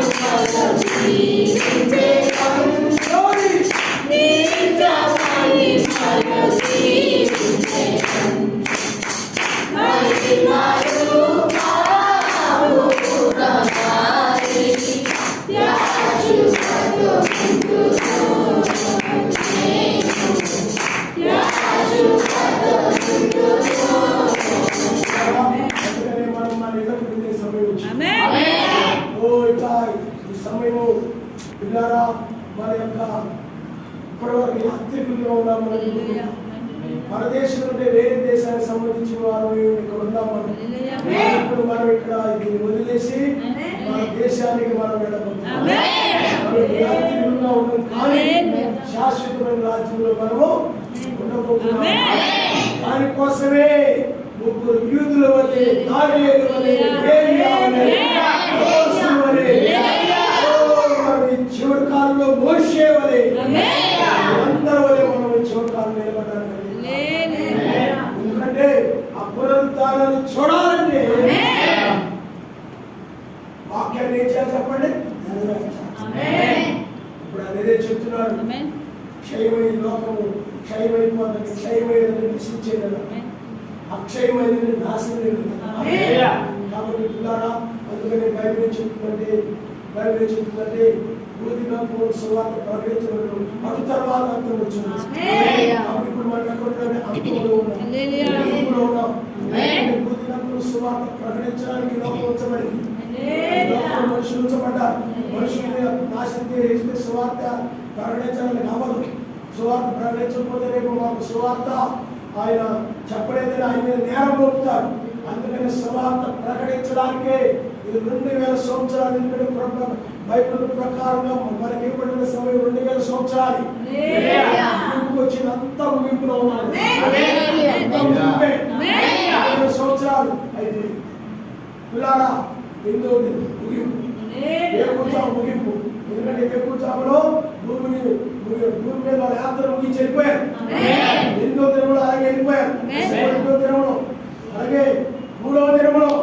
కాబట్టి ఇప్పుడు కూడా మనము సజీవులమైన మనము వర్తమానంలో వర్తమానం వర్తమానం ఈ యొక్క వర్తమానాన్ని బట్టి ఈ యొక్క శరీరాలు ఏమైపోతుంది, మార్పు చెంది మహిమ శరీరం ఎక్కడికి వెళ్ళిపోతాం చెప్పండి? మధ్యాకాశంలో మనల్ని కలుసుకుంటాం. కాబట్టి ఇక్కడ మరణ విజయం ముందు మరణ మింగివేయబడతాం 5వసారి. అందుకని ఆదాము వల్ల ఏమొచ్చింది చెప్పండి? మరణం వచ్చింది. అలాగే మళ్ళా మనుషుని ద్వారానే, మెస్సీ ద్వారానే పునరుద్ధానము కలుగుతుంది. కాబట్టి ఇప్పుడు మనం ఉన్న సమయం ఏంటంటే పునరుద్ధాన సమయము. పునరుద్ధానము నేనే, పునరుద్ధానము జీవమును నేనే. ఆయన పునరుద్ధాన తలరాయి. ఆయన ఇప్పుడు ఎలా ఉన్నాడు చెప్పండి? తలరాయి అనగా ఆయన పునరుద్ధాన తలరాయి అంటే మనల్ని మరణం నుండి లేపేటువంటి రాయిగా, సజీవులుగా లేపే రాయిగా. ఒకసారి నువ్వు చెప్పాను, ఒకసారి ఆ కొండ మీద నుండి ప్రార్థన చేసుకుంటూ ఉన్నప్పుడు 8:4:3 గురించి అది ఎలా చెప్పాలో అర్థం కాక ఆ కొండ మీద నుండి ప్రార్థన చేసుకుంటున్నప్పుడు ఒక స్వరం ఏర్పడింది.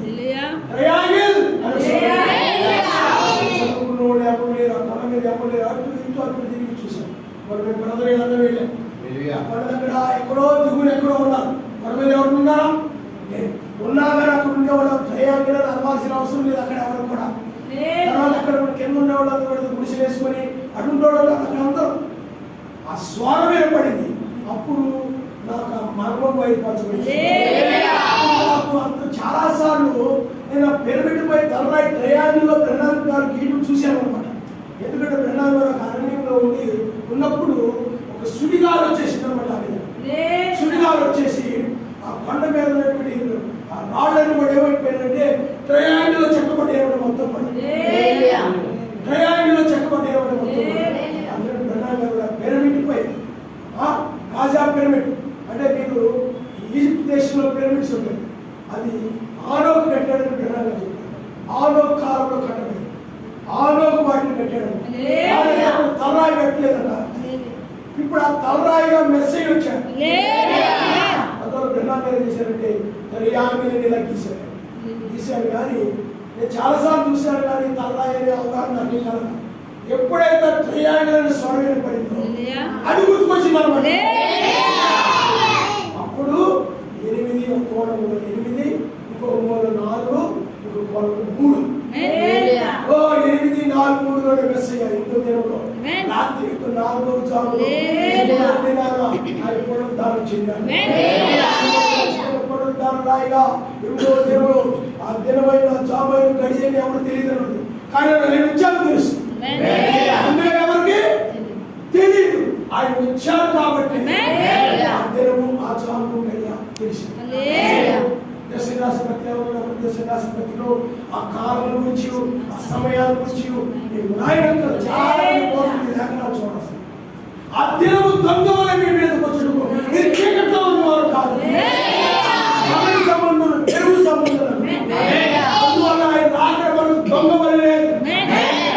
మనకు ఆయన రాకడ దొంగ వల్లే ఆకస్మికంగా వచ్చేటప్పుడు ఆకస్మికంగా నాశనం తప్పిస్తుంది. మనకైతే 97 మనకి ఆయన తెలియజేసుకున్నాం. దినము చావు గడి బయటపరచబడుతుంది. మనము కూడా ఆయన పునరుద్ధార రాయిగా వచ్చాడని, పునరుద్ధారము గురించి వర్తమానమని సమయంలో ఉన్నామని, అందుకనే శిరస్సు ఒక సమయంలో, శరీరం ఒక సమయంలో పునరుద్ధారం వచ్చాడు. ఎందుకంటే మన శరీరం మనము ఆయన ఏ సమయంలో చేసే సమయంలో తిరిగి ఇచ్చిందో, శరీరాన్ని కూడా ఆయన శిరస్సు అయిన ఆయనే అదే సమయంలో తిరిగి ఈనాడు మనము రూపాంతరం చెందే సమయంలో ఏం కలుగు చెప్పండి? విశ్వాసము. విశ్వాసము వర్తమానమైన వారి విశ్వాసము నీకు ఉగ్రతను తప్పించుకునే విశ్వాసం. విశ్వాసము ద్వారానే నమ్ముతున్నావు కాబట్టి నాశనం అవుతుందని, అక్షయమైన రాజ్యం రాబోతుందని, రేపు చుట్టు తర్వాత పగలు వచ్చిందే తప్ప రాలేదు. అందువల్లే రేపు చుట్టు తర్వాత మనకి 1000 ఏళ్ల పాలన వీధుల మీద శ్రమగా ఉంది. కాబట్టి మనం ఇవన్నీ నమ్ముతున్నాం కాబట్టి, నమ్మిన దాని ప్రకారం జీవిస్తున్నాం కాబట్టి ఈ విశ్వాసం బట్టి శరీరం మారుతుంది. దీన్ని నమ్ము, అర్థమైందా? అదే ఉన్నాడు చెప్పండి. నమ్ముడు నీ వల్ల అయితే నమ్మవారికి సమస్తము సాధ్యం. లేఖనాన్ని నమ్ము, వాక్యాన్ని నమ్ము, నెరవేరుతున్న లేఖనాలను నమ్ము, దాన్ని కూడా ఆనందము ప్రతి మాట. అప్పుడు నీ శరీరం వీలవట్లేదు ప్రార్థన అనేది కాదు, సమయాన్ని సద్వినియోగం చేసుకోవాలి. ఇప్పుడు మనం ఉన్న సమయం ఏంటంటే పరిపూర్ణంగా ఆయన్ని విశ్వసించేటువంటి, వర్తమానాన్ని విశ్వసించేటువంటి కాలము. హల్లెలూయా. చెప్పారు కదండి, అప్పుడు కూడా విశ్వాసాన్ని గురించి బోధించారు కదా, వాడు దేని గురించి బోధించారా అని అంటే, వారు ఆయన వచ్చినప్పుడు ఆయన యొక్క వర్తమానం యొక్క రాకడ వరకు సిద్ధపడే రావున, ఆయన వచ్చినప్పుడు ఆ యొక్క వర్తమానాన్ని విశ్వసించే రావున చెప్పండి. ఇప్పుడు నువ్వేం చేస్తున్నావంటే, ఈ వర్తమానం విన్న వలన నువ్వు సిద్ధపరచబడిన విశ్వాసం వధువు ఎంతపడే విశ్వాసం. సిద్ధపడడం అంటే ఏంటి గమనించాలి. సిద్ధపడి బుద్ధి కలిగిన కన్యకులు, బుద్ధి లేని కన్యకులు ఇద్దరు ఉన్నారు. బుద్ధి కలిగిన కన్యకలు అంటే ఏంటంటే, బుద్ధి లేని కన్యకలు ఏంటంటే, బుద్ధి కలిగిన కన్యకల్ని ఆ యొక్క వర్తమానం 7వ దూత వర్తమానం ఎలా సిద్ధపరిచిందంటే, ఆయన వచ్చినప్పుడు ఆయనతో పాటు వెళ్ళిపోయేలాగా, ఆయన వచ్చినప్పుడు ఇంకా ఆయన కోసం దేన్నైనా విడిచిపెట్టి వెళ్ళిపోయేలాగా సిద్ధపరిచారు. బుద్ధి లేని కన్యకుందనుకోండి సిద్ధపడలేదు. అంటే ఆయన వచ్చినప్పుడు ఈ లోకాన్ని వదలలేక, లోకంలో వాటిని మానుకోలేక, లోకంలోని విడిచిపెట్టలేక, లోకంలో వాడిని వదులుకోలేక, అది వదులుకోలేక, ఇది వదులుకోలేక, ఇది అలాగేలా ఉండదు అన్నమాట. అందులో పూర్తిగా లోకాన్ని వదిలిపెట్టలేక పీడపడతారు. రిబకా చూడండి, రిబకా ఏం చేసి చెప్పండి, వెళ్ళేది అన్నప్పుడు సిద్ధంగా ఉన్నాయి. వాళ్ళని అడుగు, వీళ్ళని అడుగు, మా ఆయన అడుగు, బాబుని అడుగు, మా అమ్మని అడుగు, మా తాతని అడుగు, వాళ్ళని అడుగు, వీళ్ళని అడుగు, ఏమి అంటలేదు.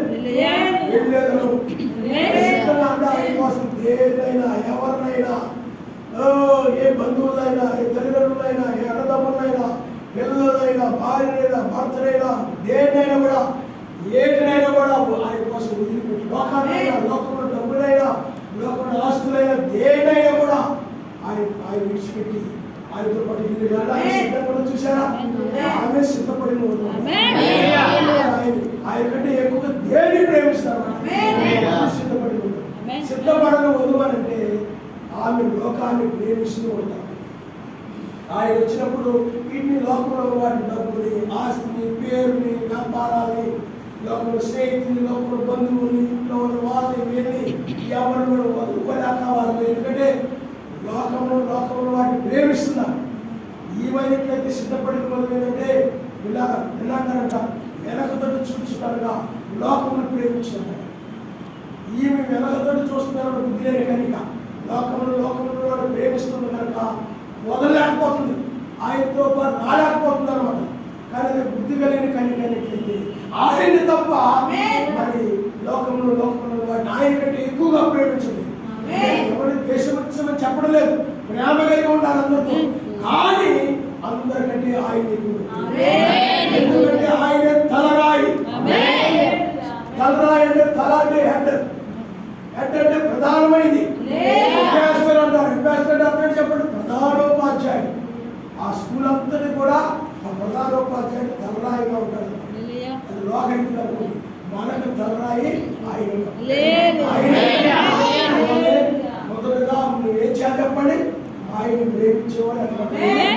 ఆయన కూడా అందరికంటే ఎక్కువ నిన్నే ప్రేమించాడు. సంఘశాఖల కంటే, రోగట సంఘం కంటే, రోదన సంఘం కంటే, బాప్టిస్ట్ సంఘం కంటే, పెంతెకోస్తు సంఘం కంటే, అన్నిలో ఉన్న వాళ్ళందరికంటే కూడా నిన్ను ఆయన ప్రేమించి అది నువ్వు కూడా ఆయన అలాగే ప్రేమించావు.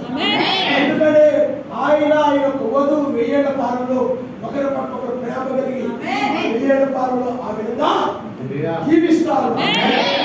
కాబట్టి పిల్లలు అందుకని ఇప్పుడు మనము ఆ విధంగా విశ్వాసము ఆయనతో పాటు అంటే నమ్మి ఆయనతో పాటు వెళ్ళడమే విశ్వాసం. ఇప్పుడేమో ఆయన వచ్చినప్పుడు నమ్మడానికి సంబంధించిన విశ్వాసం. ఇప్పుడు ఆయన వచ్చిన తర్వాత ఏం చెప్పండి, ఆయనతో పాటు వెళ్ళిపోవడం కదా. ఆయన నమ్ముతున్నావు, వాక్యాన్ని నమ్ముతున్నావు, అదే అర్థపడే విశ్వాసం. ఉన్నట్లయితే ఆయన వస్తాడు, ఖచ్చితంగా ఆయన వస్తాడు. విశ్వాసాన్ని ఇచ్చాడు. మీకు అర్థమైందా? ఇప్పుడైతే ఆయన వచ్చాడు, ఇప్పుడు ఆయనతో పాటు వెళ్ళడానికి కావాల్సిన విశ్వాసం, కొనుక్కోవడానికి కావాల్సిన విశ్వాసం 7 గురువుల ద్వారా కలుగుతారు. మీరు గమనించండి, 7 సంవత్సరాలు 7 గురువులు, 7వ కాలంలో 7 సంవత్సరాలు బయలుపరచబడ్డాయి. 7 సంవత్సరాలు బయలుపరచబడిన తర్వాత మరి 7వ సంవత్సరంలో 7 ముద్రలు బయలుపరచబడ్డాయి. మరి 7వ ముద్రలో 7వ ముద్ర కాలంలో 7 గురువులు వచ్చాయి. చూడండి, చివరిలో 7వ సంవత్సరం 7వ ముద్ర 7వ సంవత్సరం 7వ ముద్ర 7 గురువులు. ఈ 7 గురువుల దగ్గర మనం మరణములు చూడకుండా మనం చనిపోకుండా వెళ్ళిపోతాం. మృతులైన వాళ్ళు కూడా తిరిగి చూస్తారు. హల్లెలూయా. స్వరము ధ్వనించగా ప్రియుని స్వరము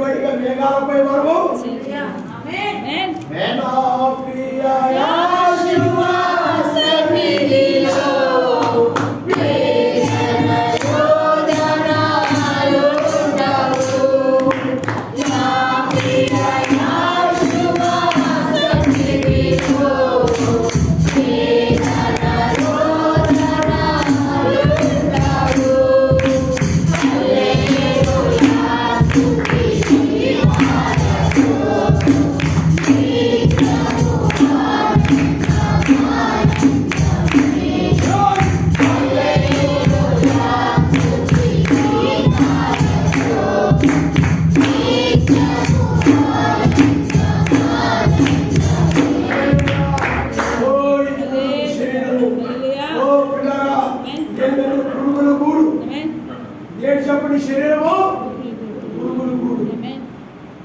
ఈ శరీరము ఇది మరణకరమైన శరీరము. కానీ మన మైండ్ శరీరం ధరించుకున్నప్పుడు అందరూ కూడా యవనస్తులుగా మారిపోతారు. అవతలి పెట్టుకుంటే చాలా అవతలి వెళ్ళినప్పుడు అంటే మధ్యమైన దానిని అమర్చమైన దానిని వెళ్ళినప్పుడు అప్పుడు అందరూ కూడా యవనస్తులుగా మారిపోయి వస్తున్నారు. అంటే ఆయన యొక్క భార్య కూడా దగ్గరకు వచ్చి సహోదరుడా, అందరూ కూడా సహోదరుడు అక్కడ చాలా మంది యవనస్తులైన వాళ్ళందరూ కూడా వచ్చేసి సహోదరుడా అని అత్తుకుంటున్నారట. ఎవరు అక్కడ ఒక స్వరం చెప్తున్నారు, బ్రహ్మం గారు నీవు ఇలా బాప్తిజం ఇచ్చావు, ముసలివాళ్ళని చూసినప్పుడు కానీ ఇప్పుడు యవనస్తులుగా మారి. అందుకని అక్కడ ఎప్పుడు యవనస్తులుగానే ఉంటారు. దాన్ని మనం పోగొట్టుకోవద్దు.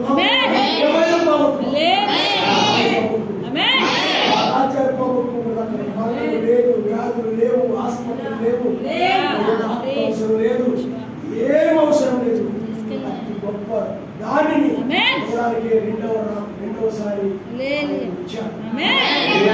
రెండవ రాక 7వ ముద్ర, 7వ ముద్రలో 7 గురువులు తెరవబడి 7వ ముద్ర ఇవ్వబడినంత కాలం లోకానికి ఏమి ప్రమాదం కాదు. కానీ 7వ ముద్ర ఇవ్వబడిందంటే ప్రమాదం, జడ్జిమెంట్ అన్నమాట. మహాదేవ అంటారు. 7వ ముద్ర తెరవబడిందంటే ఆయన రాకడా ఏం చెప్తుందంటే నీతిమంతులు రక్షించి లోకులు శిక్షించింది. రాబోయే రోజులకి ఏమి బాబు ఇప్పటికే లోకముల పరిస్థితులు బాగలేవు. లోకముల పరిస్థితులు బాగలేవు. ఎక్కడ చూసినా కానీ ఇంతకు ముందు కంటే కూడా చాలా భయంకరంగా మార్పులు వచ్చేసాయి. ఎక్కడ చూసినా లోకాన్ని దురాత్మకాన్ని వదిలేశాడు, చెడ్డాత్మకు వదిలేశాడు. అందుకని ఎక్కడ చూసిన చెడ్డ వార్తలు, చెడ్డ కార్యాలు, చెడ్డ మాటలు, చంపుకోవడాలు, కొట్టుకోవడాలు, తనుకోవడాలు, గుద్దుకోవడాలు, గర్వము, అసూయ, ఎక్కడ చూసినా ఇవన్నీ ఎక్కువైపోయాయి ఉంటాం. ప్రేమ కనపడలేదు, జాలికర కనపడలేదు, కనికర కనపడలేదు, క్షమించే స్వభావం లేదు. ఎక్కడ చూసిన కోపము, కక్ష, దూకుడుతనము, ఆ ఉద్రేకము, తొందరపాటుతనము, యొక్క దురాలోచనలు అన్నీ కూడా పెరిగిపోయి చెడుతనం పెరిగిపోయింది. ఎందుకంటే దురాత్మ వదిలేశాడు ప్రపంచం. అందుకనే యొక్క మోషే కాలంలో చూస్తే చూడండి, ఆ మేఘము చీకటి కలుగు చేసి మేఘము ఇశ్రాయేలు వెలుగునిచ్చింది. ఆయన రాకడా మనకు వెలుగునిస్తే అదే రాకడా లోకానికి సువార్త ద్వారా మునిపడడం ద్వారా లోకమంతా చీకటి పోతుంది. చీకటి సిద్ధాంతాలకు ఎందుకు సాధారణ సమయంలో లోపలికి 1993లో నేను త్వరగా వస్తున్నాను పడవలకి వచ్చిన తర్వాత ప్రపంచం దురాత్మగా చూపించారు. అందుకని భిన్నం గారు అంటారు, రేపు నక్షత్రం వచ్చినప్పుడు వర్తమానికి వాడుకోవడం, నక్షత్రానికి వాడుకోవడం, ఎందుకంటే లోకము సువార్త ద్వారా మురివై ఉంటాయి. ఇప్పుడు భయంకరంగా మనుషులు తయారైపోయారు, క్రోధంగా తయారైపోయారు, ఏదైనా చేసేస్తున్నారు. జాలి, కనికరం, ప్రేమ ఏమట్లేదు. భయంకరమైన లోకంలో భయంకరమైన జనుల మధ్య మనం జీవిస్తున్నాం. కానీ ఆయన వెలుగు మన మీద 7 ఉరుములు కాదు, కానీ 7 ఉరుములో స్థిరపరచబడిన ఆయనే బలపరిచి స్థిరపరిచి పూర్ణులుగా చేస్తాడు. 7వ ముద్రలోనే 7 ఉరుములోనే మనం స్థిరపరచబడడం అంటే కదల్చబడదు. యూదులు చూడడం కాదు, అగ్నిలో పడేస్తా ఉన్నాం కానీ ఏ కదలట్లేదు. విశ్వాసం ఉన్నాయని నమ్మిన ఏదైతే నమ్మారో దాని యొక్క విశ్వాసం అగ్ని తొలగకూడదు. ఏమో ఆయనకి తప్ప దేనికి నమస్కారం చేయాలి. స్థిరమైన విశ్వాసం అర్థమైందా? అలాగే దానియేలు స్థిరముగా ఉన్నారు. కొంతమంది ఉంటారు మొదట్లో నమ్ముతారు, ఏదో ఊహించుకొని అలా ఊహించుకొని పడిపోతుంటారు. విశ్వాసం స్థిరమైనదిగా ఉండదు. మరలా కొన్ని రోజులతో జారిపోతున్నారు, కొన్ని రోజులతో మరి ప్రార్థన మానేస్తున్నారు. వారి విశ్వాసం స్థిరమైనది కాదు, మనసు నిలకడైంది కాదు. అదే విశ్వాసము స్థిరమైనదిగా ఉండాలి. ఏదైతే నమ్మావో తెలుస్తాను, ఇంట్లో ఇన్ని ఇబ్బందులు వచ్చినా సరే ఇంట్లో వాళ్ళే నీకు ఏ రోజులకు తయారైపోతారు. నీ ఇంట్లో వాళ్ళే ఆ రాజులా తయారైపోతారు. అర్థమైందా? నీ ఇంట్లో వాళ్ళే ఆ యొక్క ఇలారా ఆనాడున్నటువంటి యజబేలకు తయారైపోతారు. నీ ఇంట్లో వాళ్ళే ఆ రోజున ఆహాబులకు తయారైపోతారు. ఆహాబుకి ఎలాగైతే ఆహాబు యజబేలు ఎలాగైతే ఏలియాని ఎలాగైతే ఇబ్బంది పెట్టారో నిన్ను కూడా అలాగే ఇబ్బంది పెట్టారు. అలాగే ఇంట్లో అయినప్పటికీ కూడా ఇది నాశనం అవుతుంది, ఉండదు. ఏ చుక్క తర్వాత పగలు వచ్చింది, ఏ చుక్క ఆయనే పగలను ఏమి సందేహించకుండా విశ్వాసంతో నువ్వు స్థిరంగా ఉండాలి. దాన్ని స్థిరపరచాలి. ఇవాళ నీ అమ్మారు కూడా నిలబడేస్తామన్నా, శివాలు కూడా పడేస్తామన్నా, వాళ్ళ విశ్వాసమే వీళ్ళ విశ్వాసం. కాబట్టి స్థిరమైన విశ్వాసంతో వాక్యాన్ని కాలాన్ని సమయాన్ని నువ్వు నమ్ముచున్నా స్థిరముగా ఉండాలి. అంతేగాని ఈరోజు ఆయన నమ్మి మరలా నువ్వు ఈరోజు మన విగ్రహాలను నమ్మి, లేదా ఈరోజు మరలా వర్షాస్పోతు నమ్మి, ఈరోజేమో ఇంకొకటి నమ్మి అలాంటిది ఏమిటో చెప్పండి స్థిరమైనటువంటిది. కానీ గాలికి చంద్రగొట్టే పుట్టులాంటి అంటారు. పుట్టు కూడా గాలికి మొత్తం కట్టిపోతాం. అలాంటి వాళ్ళు ఫలించలేదు. ఎందుకంటే ఇప్పుడు ఆ సమయంలో కాల్చుకోవడం, ఇంకో సమయంలో కొనుగోలు, ఇంకో సమయంలో కొనుగోలు అది ఫలిస్తారా? అదే మనం గోధుమలు ఏర్పడి అవి ఒక చోట ఆడపడతాయి, కాలుపడతాయి బాబు, అవి అక్కడే 30 దూరంగా ఫలిస్తాయి.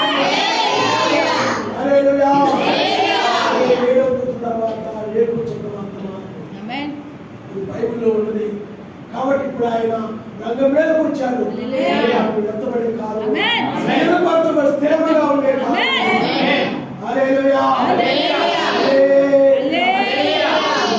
ప్రత్యేకమైన తర్వాత మనం చూద్దాం.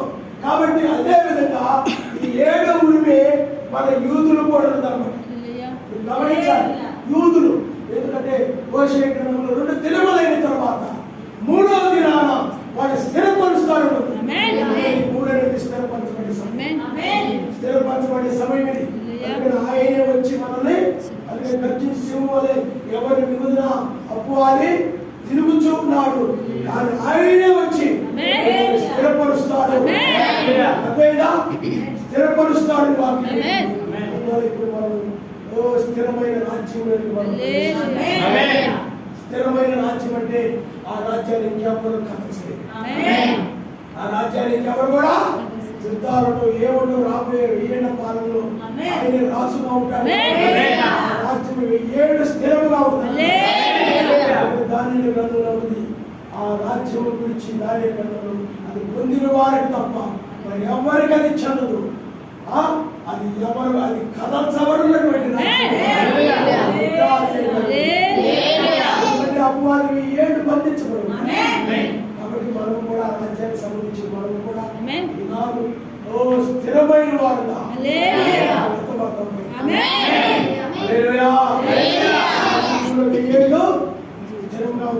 స్థిరమైన నిబంధన. మనము మధ్యాకాశం కట్టబడిన తర్వాత 7వ ఉరుములో 7వ ఉరుము అర్థమైందా? చూడండి, 7వ ముద్రలో నుండి 7 ఉరుములు వచ్చాయి. మళ్ళా 7వ ఉరుములో నుండి మనం ఎత్తపడుతున్నాం. మనం ఎత్తపడుతున్నాం. అలాగే 7వ ఉరుము మళ్ళా యూదులు కూడా ఉన్నారు, స్థిరపరచబడ్డారు. ఆ 7వ ఉరుములో నుండి 7 గోడలు వచ్చాయి. గోడల ద్వారా కూర్చబడుతున్నారు. గోడల ద్వారా. ఎందుకంటే 2000 సంవత్సరాల క్రితము పిల్లారా ఆయన్ని సిలువ వేశారు. ఆ సమయంలో వాళ్ళు అన్నారు, పిలాతు వీళ్ళు అన్నారు, అక్కడ ఉన్న వాళ్ళు అందరూ ఉన్నారు, వాళ్ళందరూ కూడా పిల్లారా మీరు గమనించండి. యూదులు ఏమన్నారంటే, ఇదిగో ఈ రక్తం విషయంలో నేను నిరపరాధి అన్నప్పుడు, ఈ రక్తం విషయంలో నాకు సంబంధం లేదన్నప్పుడు అది మా మీద పిల్లల మీద ఉంది అన్నారు. అర్థమైందా? అన్నందుకు ఆ మాటను బట్టే మెస్సయ్య ఆయన మరణం చేసి తిరిగి లేచిన తర్వాత ఇంచుమించు 40 సంవత్సరాలకి మరి క్రీస్తు 70లో టైటస్ అనే చక్రవర్తి వచ్చాడు. వాళ్ళు ఏం చేశారు? ప్రపంచం నలుగురు చక్రవర్తిశారు. ఆ దేవాలయం బంగారంతో కట్టబడి, బంగారంతో పొదలబడి ఉన్నమాట. దేవాలయం గొప్ప కట్టారు. కానీ అది టైటస్ చక్రవర్తి కాలం దాన్ని కాల్చివేసినప్పుడు అది ఏమైపోయిందంటే ఆ బంగారం కరిగిపోయి రాళ్ళ మీద చేరిపోయింది. అందుకని ఆ బంగారం తీసుకోవడం కోసం రాయికి రాయి ఎడగొట్టేసింది. బయట రాయి చెప్పాడు, రాయి మీద రాయి లేకుండా కూల్చివేయబడతాయి చెప్పాడు. ఆ విధంగా తీసుకున్నారు. ప్రపంచంలో చెప్పబడ్డారు. 2 దినములైన తర్వాత మరలా వాళ్ళు స్థిరపరచబడతారు. మనకే పడిన సమయం. 3వ దినములో మరలా వాళ్ళు తిరిగి స్వదేశానికి వస్తున్నారు. మొదటి ప్రపంచ యుద్ధం, తర్వాత 2వ ప్రపంచ యుద్ధ కాలంలో వాళ్ళు స్వదేశానికి వచ్చారు. వాళ్ళ స్వాతంత్రం వచ్చింది. అదే బైబిల్ చెప్తుంది, అంచులో చెప్తుంది, చిగురించమని బైబిల్ చెప్తుంది. బైబిల్లో ఆయన చెప్పి నేను కూడా లేఖనం ఉంది. చాలా మంది ఎన్నోసార్లు చదివచ్చు, కానీ ఈనాడు అది వాళ్ళకి అర్థం కాకపోవచ్చు. కానీ ఈనాడు అది నెరవేర్చబడే సమయం వచ్చింది. లేఖనం నెరవేర్చబడే సమయం వచ్చింది. దాన్ని ఆయన తెలియజేసి, కాలాన్ని తెలియజేసి, వస్తువులు కూడా ఆయన కాలం వచ్చినప్పుడు ఆ లేఖనాలు నెరవేర్తాయి. ఈ 7వ లేఖనం ఉన్నటువంటి మొదటి సంకాలం నెరవేర్తది, 7వ సంకాలం నెరవేరు, సంబంధించిన లేఖనం అనుకోండి 7వ తర్వాత నెరవేరు, కాలంలో నెరవేరు. సూర్యునికి సంబంధించిన అనుకోండి అది 3వ రాక. అన్ని రాకడమే చెప్పడం మొత్తం 3 రాక. మొదటి రాకడ గొర్రె పిల్ల కావచ్చు, 2వ రాకడ ఇప్పుడు వేపుకొచ్చుక్కడ, 3వ రాకడ ఆయన 1000 ఏళ్ళు పరిపాలించారు. అందుకని 3.5 సంవత్సరం మధ్యాకాశంలో ఉంచుతాడు ఆయన. కానీ భూమి మీద దొరుకుతాయంటే అప్పుడు 3.5 సంవత్సరం ఏ దొరుకుతుంది చెప్పండి. వాళ్ళు కూర్చబడ్డారు కదా. 7వ బోర మోషే. మొదటి ప్రపంచ యుద్ధము 5వ బోర, 2వ ప్రపంచ యుద్ధము 6వ బోర. అంటే ప్రపంచ యుద్ధం ద్వారా వాళ్ళు కూర్చబడుతూ వచ్చారన్నమాట. అలాగే 3వ ప్రపంచ యుద్ధమే వాళ్ళ 7వ బోర మోషే వస్తారు. ఇక్కడే యూదులు 1,44,000 మంది మోషేని విశ్వసిస్తారు. మోషే ఏలియా నమ్ముతారు. మిగతా వాళ్ళు ఎవరు కూడా నమ్మరు. 1,44,000 కంటే ముందుగా ముద్రించబడిన వారు. ఇప్పుడు కూడా ఈ వర్తమానం ఎవరు సృష్టిస్తారు, 7వ వర్తమానం ఎవరు సృష్టిస్తారంటే గొర్రె పిల్ల జీవగ్రంథంలో ఎవరి పేర్లైతే రాయబడ్డాయో వారే రాయబడ్డాయి. ఎలా తెలిసేయండి? ఇక్కడ వచ్చావు కాబట్టి. దానియేలు ఉన్నారు, దానియేలు గురించి వాక్యం వింటున్నారు. గొర్రె పిల్ల జీవగ్రంథంలో అతని పేరుందని ఇప్పుడు అర్థమవుతున్నారు. ఆలోకి వచ్చి వింటున్నాడు, గొర్రె పిల్ల జీవగ్రంథంలో పేరుందని అర్థమవుతున్నారు.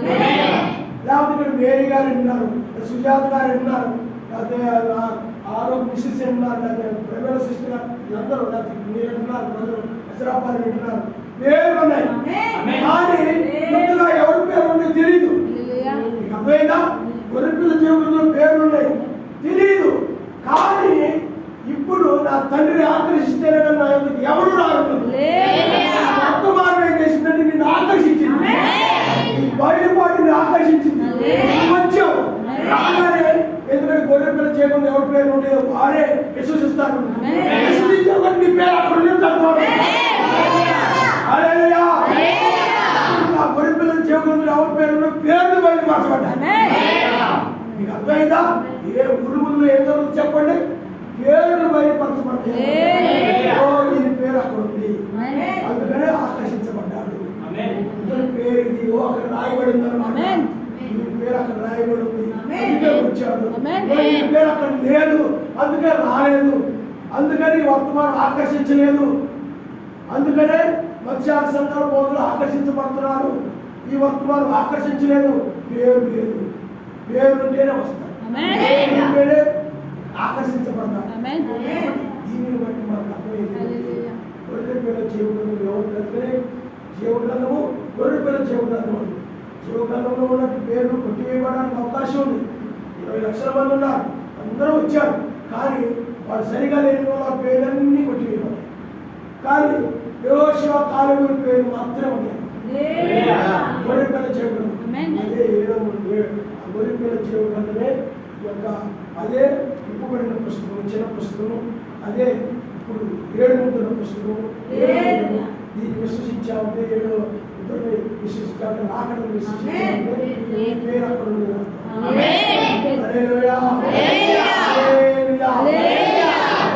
గొర్రె పిల్ల జీవగ్రంథంలో జగత్తు పునాది వేయబడకుండా నీ పేరు రాశా. ఎవరికి తెలియదు, ఆయన వచ్చాక తెలిసింది. అర్థమైందా? ఆయన వచ్చాక ఇప్పుడు మనకు ఉదాహరణ అర్థం అవడానికి చెప్తున్నాను. ఈ గవర్నమెంట్ వాళ్ళు చాలా మంది రేషన్ కార్డు ఇచ్చేసుకోండి. ఆ రేషన్ కార్డు ఎవరెవరు ఇచ్చారో తెలియదు, ఎవరికి తెలియదు. ఆ ఎంఆర్ ఆఫీస్ వాళ్ళు వచ్చి ఆ సమయంలో వచ్చామా రేషన్ కార్డు ఇచ్చేవాళ్ళంతా రెండంటే వస్తారు. అర్థమైందా? వచ్చినప్పుడు వీళ్ళకి ఇవ్వబడింది, వీళ్ళకి ఇవ్వబడింది, వీళ్ళకి ఇవ్వబడింది అనమాట తెలుసు. ముందు తెలుస్తుంది ఆయనకి. వాళ్ళ లిస్ట్ ఉండొచ్చు, కాదంటలేదు. అలాగే ఇక్కడ కూడా ఆయన దగ్గర లిస్ట్ ఉన్నాయి. కానీ ఇప్పుడు పిలుస్తున్నాడు. లిస్టు ఉంటే ఆ పేరు అందరూ కూడా ఆకర్షించారు.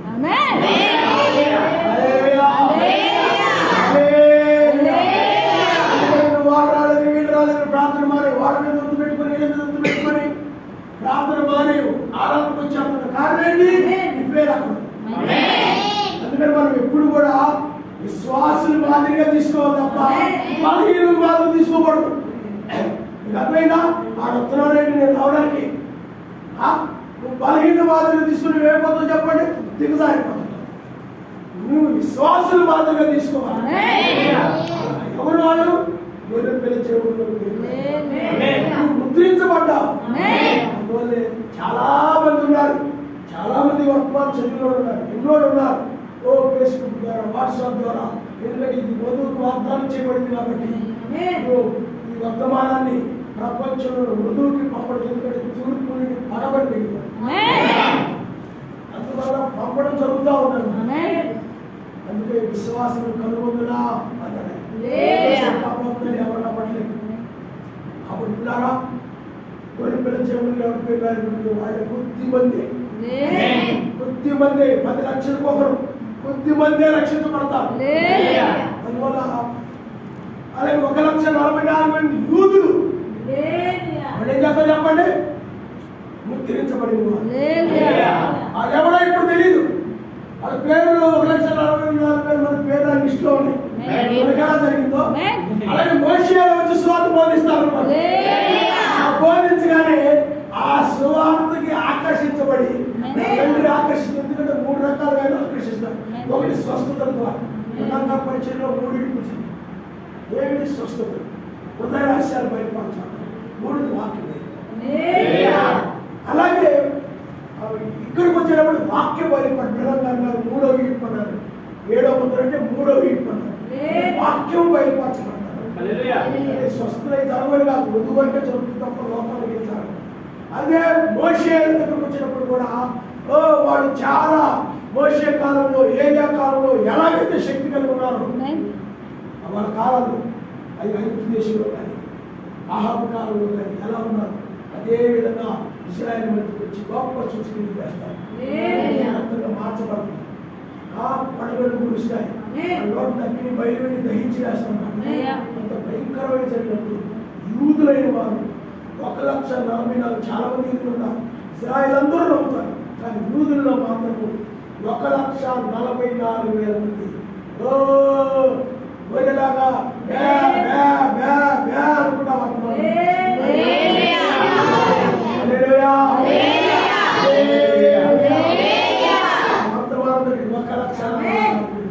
అప్పుడు వాళ్ళు ఎవరో ఆ పేర్లతో సాధించి అంతమంది వారి పేర్లు ఆ పేర్లు అక్కడ ఉన్నాయని తెలియదు.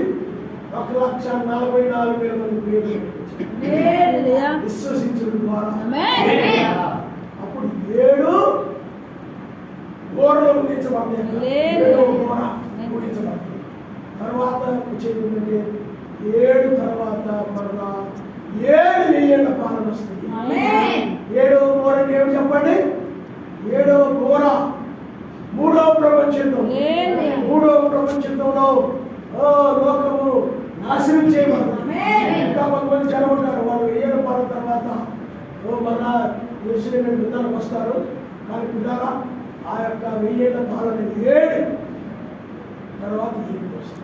గమనించండి, చివరి సంవత్సరంలో అన్ని 7 తర్వాత 7వ దూతలో నుండి 7 సంవత్సరాలు మరలా ఏడవ సంవత్సరం నుండి చూడండి, 7వ సంవత్సరం నుండి 7 ముద్రలు వచ్చాయి. మళ్ళా 7వ ముద్ర నుండి 7 ఉరుములు వచ్చాయి. 7 ఉరుముల నుండి 7 బోర్లు వచ్చాయి. మరి 7వ బోర్ ఏంటి? 3వ ప్రపంచం.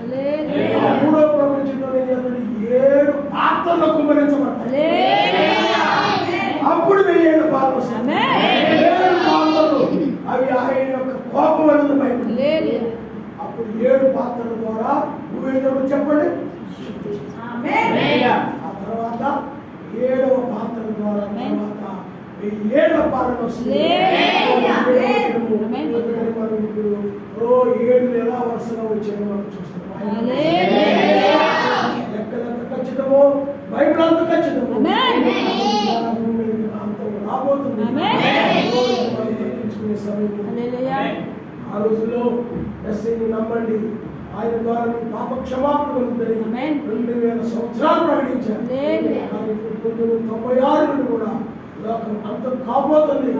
ఈ లోకాన్ని నుంచి ఈ తెల్లవారుజామున బయటకు రండి. నిలవడం జరుగుతూ ఉన్నాయి.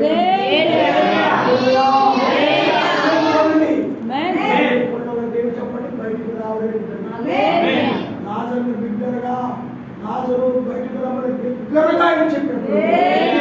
అతను మేల్కొని చేసి చెప్పండి, సమాజంలో బయటకు మేల్కోవడం అంటే అర్థమేంటి? లోకాన్ని విడిచిపెట్టి కాబట్టి ఆయన దగ్గర రావడమే మేల్కోవడం. లోకానికి సాదృశ్యం ఉన్నారు. 2వ రాకడలో కూడా అదే విధంగా బిగ్గరగా ఎక్కిరమని పిలుస్తారు. అదే సమయంలో మనం ఉన్నాము. ఎంతపడే సమయంలో మనం ఉన్నాము. మనం చాలా ధన్యులు. ఉంచుకోండి, మనం ప్రార్థన చేసుకోండి.